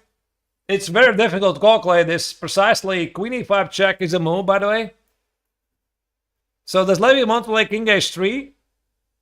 I'm not sure, maybe. But queen e5, he can always go back and gain time. Plus 30 seconds, 50 seconds for Clint Isanelli. Now, this is one of the most insane games I have ever seen by Levy.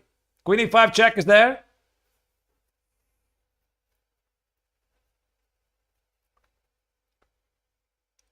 So king h3, it just begs h5 to be played, so do not do that. Go back, king g1, bishop f1.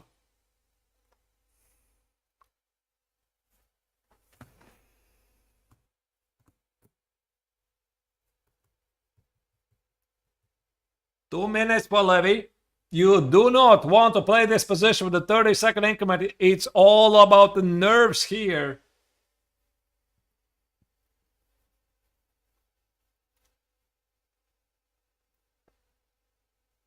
I mean, I can of course say that it's easy to make the correct moves but I can. It's so way behind this video.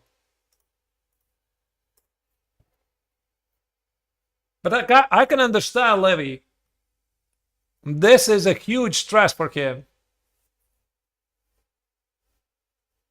Now you got to go back king g1, bishop f1, and bishop e2. I don't know if he's going to pick it up. Come on, Levy.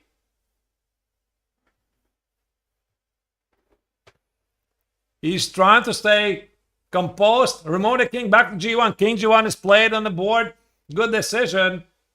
You always gain 30 seconds. Queen e1 will be played. I do not think that Levy is going to repeat the position. You got to try bishop f1. No. He repeats. No, Levy, do not repeat the position 3 times.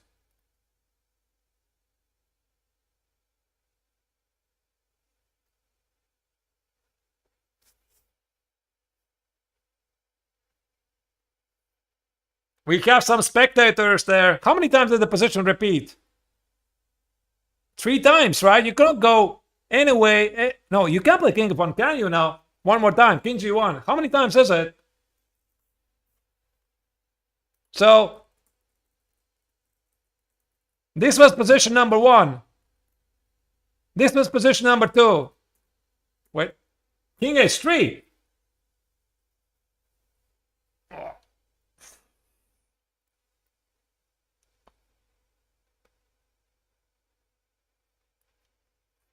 Okay.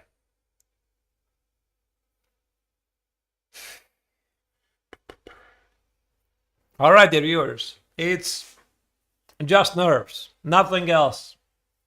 It's nothing else here. No calculation anymore. Yeah, so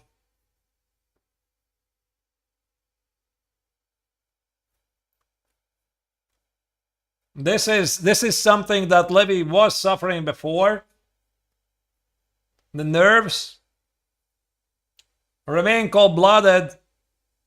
At the right moment, H5 marks a mistake. Okay, whatever. I'm not even gonna pretend I understand what's going on. Is there A7? Is there bishop F3? It's just pure nerves. It's tough for Levy. The position is so complex, and this is clearly something that we have to find a way. We have to find a way to work on this, to improve this.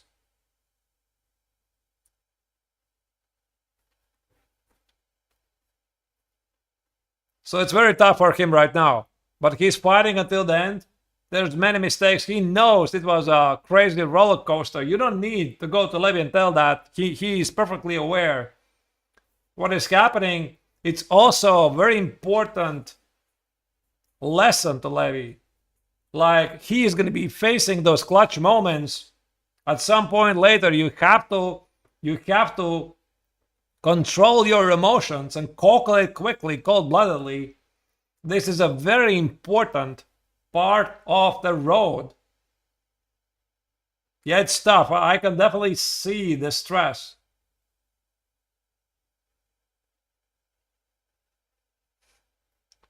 "30 seconds for Levy. You gotta make a move."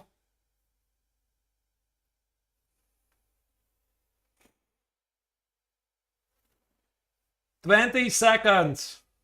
Levy's a bit frozen here. You're seeing all kinds of go. There's no calculation here whatsoever. It's about just to stay cool. Okay, A7 is played.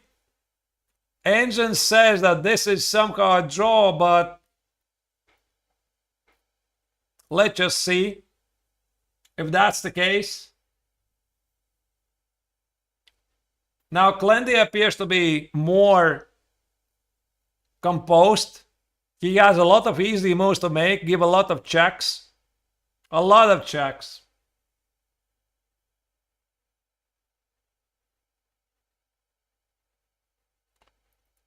The mental game can be improved. Absolutely. This is one of the biggest flaws for Levy. He knows this. He's perfectly aware of this.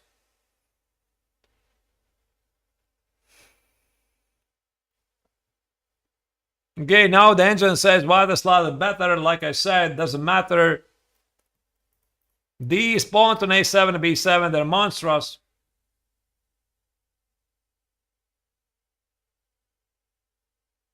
So it's just one mistake by Clendy and it's game over. But Queen F5 is a very obvious move. Not possible even to miss it. There goes the evaluation back war back to 0. So it should be perpetual check with the perfect play. Still possible to misplay.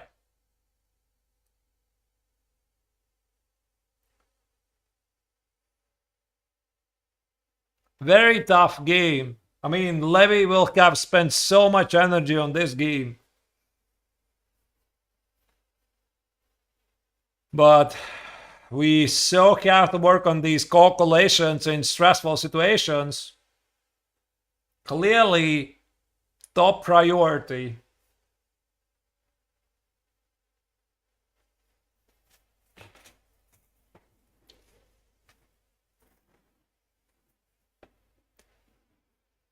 I'm not sure what to do here. F4 or king f3. The perpetual check is always looming in there.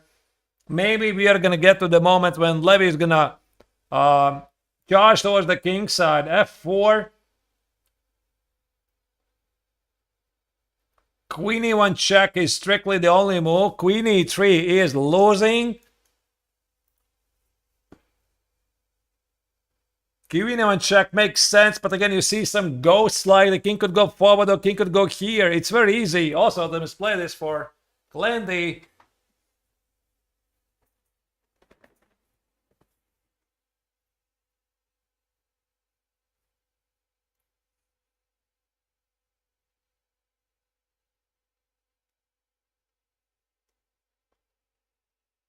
So, keep faith in Levy.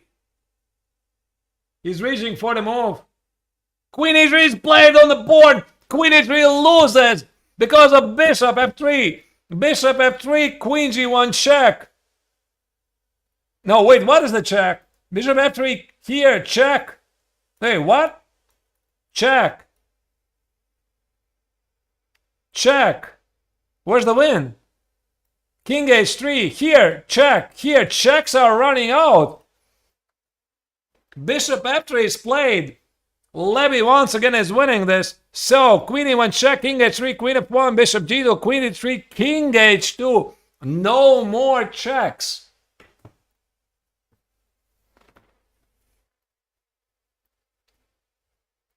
I will be age 50 after this game. I can guarantee you this.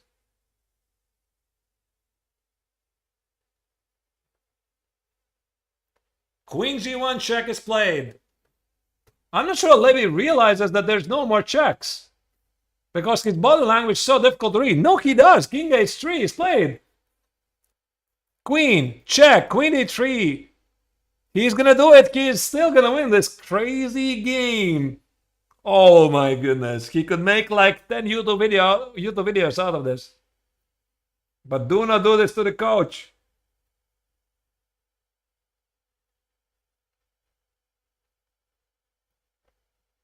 Now Glendy sees the checks are running out. These pawns are running with a check.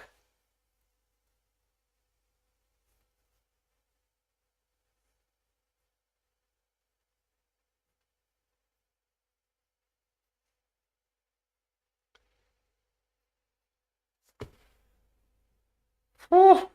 This is definitely one of the most stressful games. I mean, what one of the most stressful game I've seen ever Levy performing. Queen f1 check, I believe I saw it on the video. Bishop g2, Levy now senses, he sees there's no more checks. He's gonna do it. He is gonna win this game.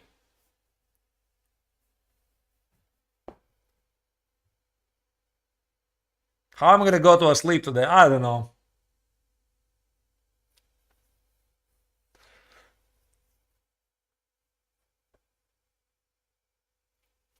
So one more check. Check here. Promote the two queens. 10 seconds for Glendy here. One more spy check. Queen d3 check. King h2 is gonna follow.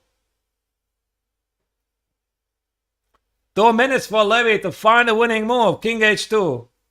Okay, the engine says king h4 is winning as well, but that just makes no sense. Look at this pawn on g6. There's no check on h7. You would love to remove the pawn. You couldn't do it. And we might see the resignation right here on the board. Yeah, now Glendy realizes there's no more checks, but oh my goodness, when they're going to see some of those engine lines.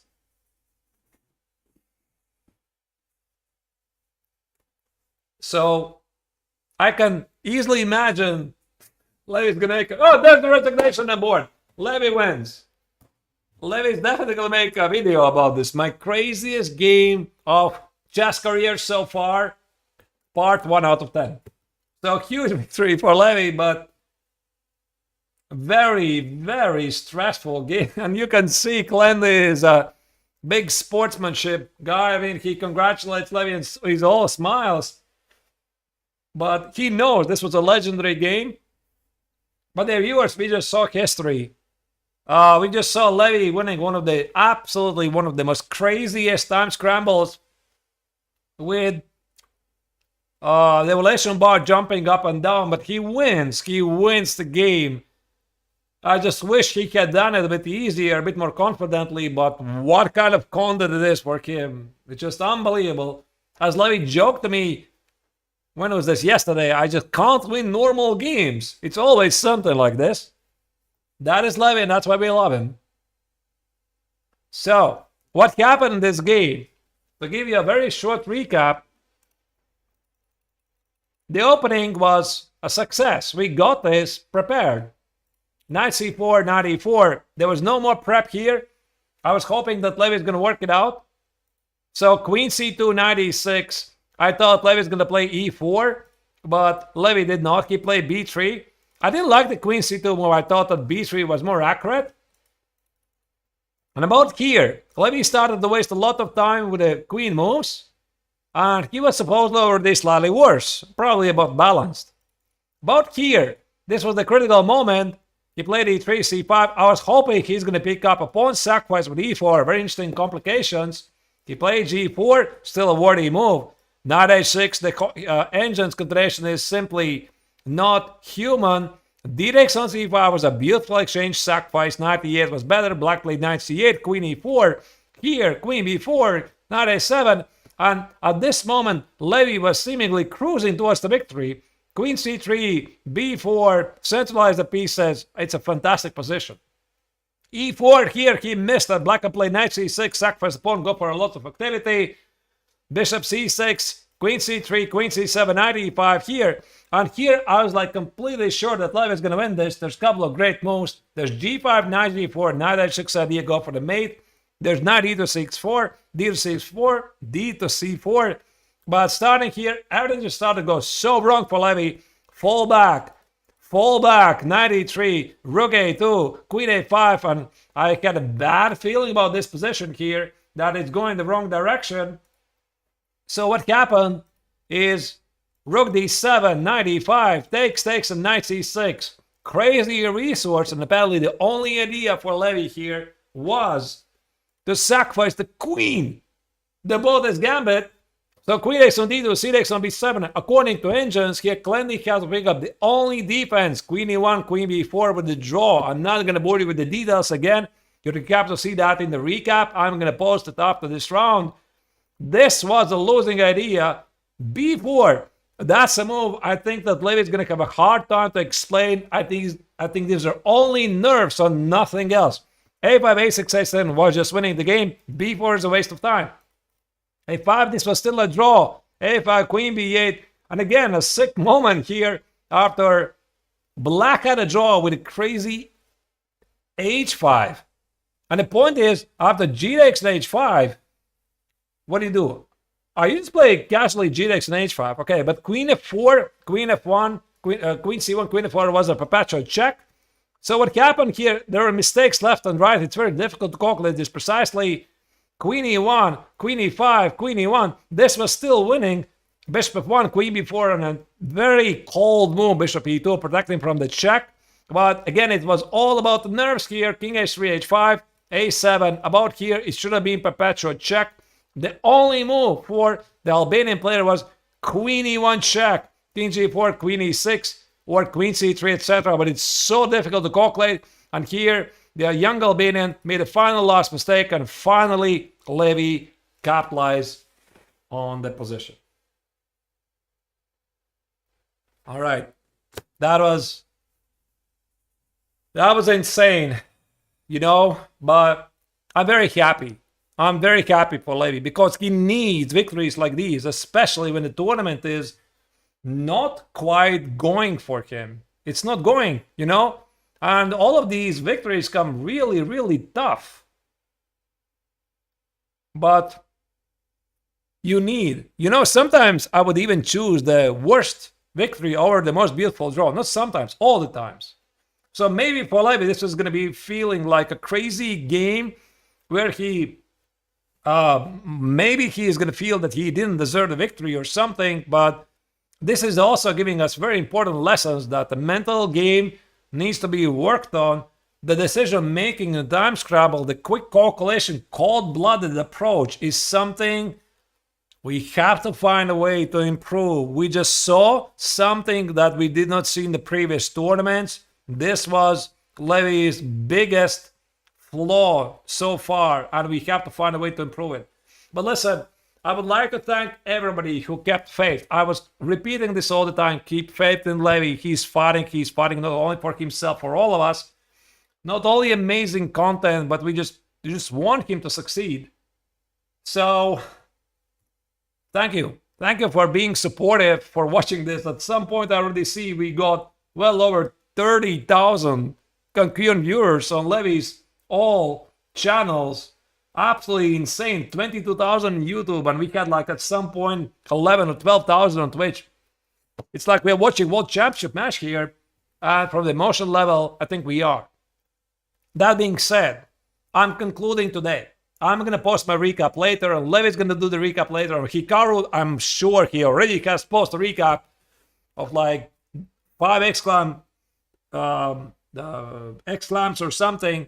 But we are going to be back tomorrow with round 8, exactly the same time, 3:15 Central European Summer Time. I'm Latvian Grandmaster Nations. I'm Levy's coach. I'm super invested emotionally in this game, as you can see. I just feel like I just played it myself. And wish to all of you, try to get some break, get breath, and expect more stuff coming tomorrow. Thank you for watching. Thank you for watching this. And Levy says usually, I know I shouldn't be using this, but listen, just get out of here, you know.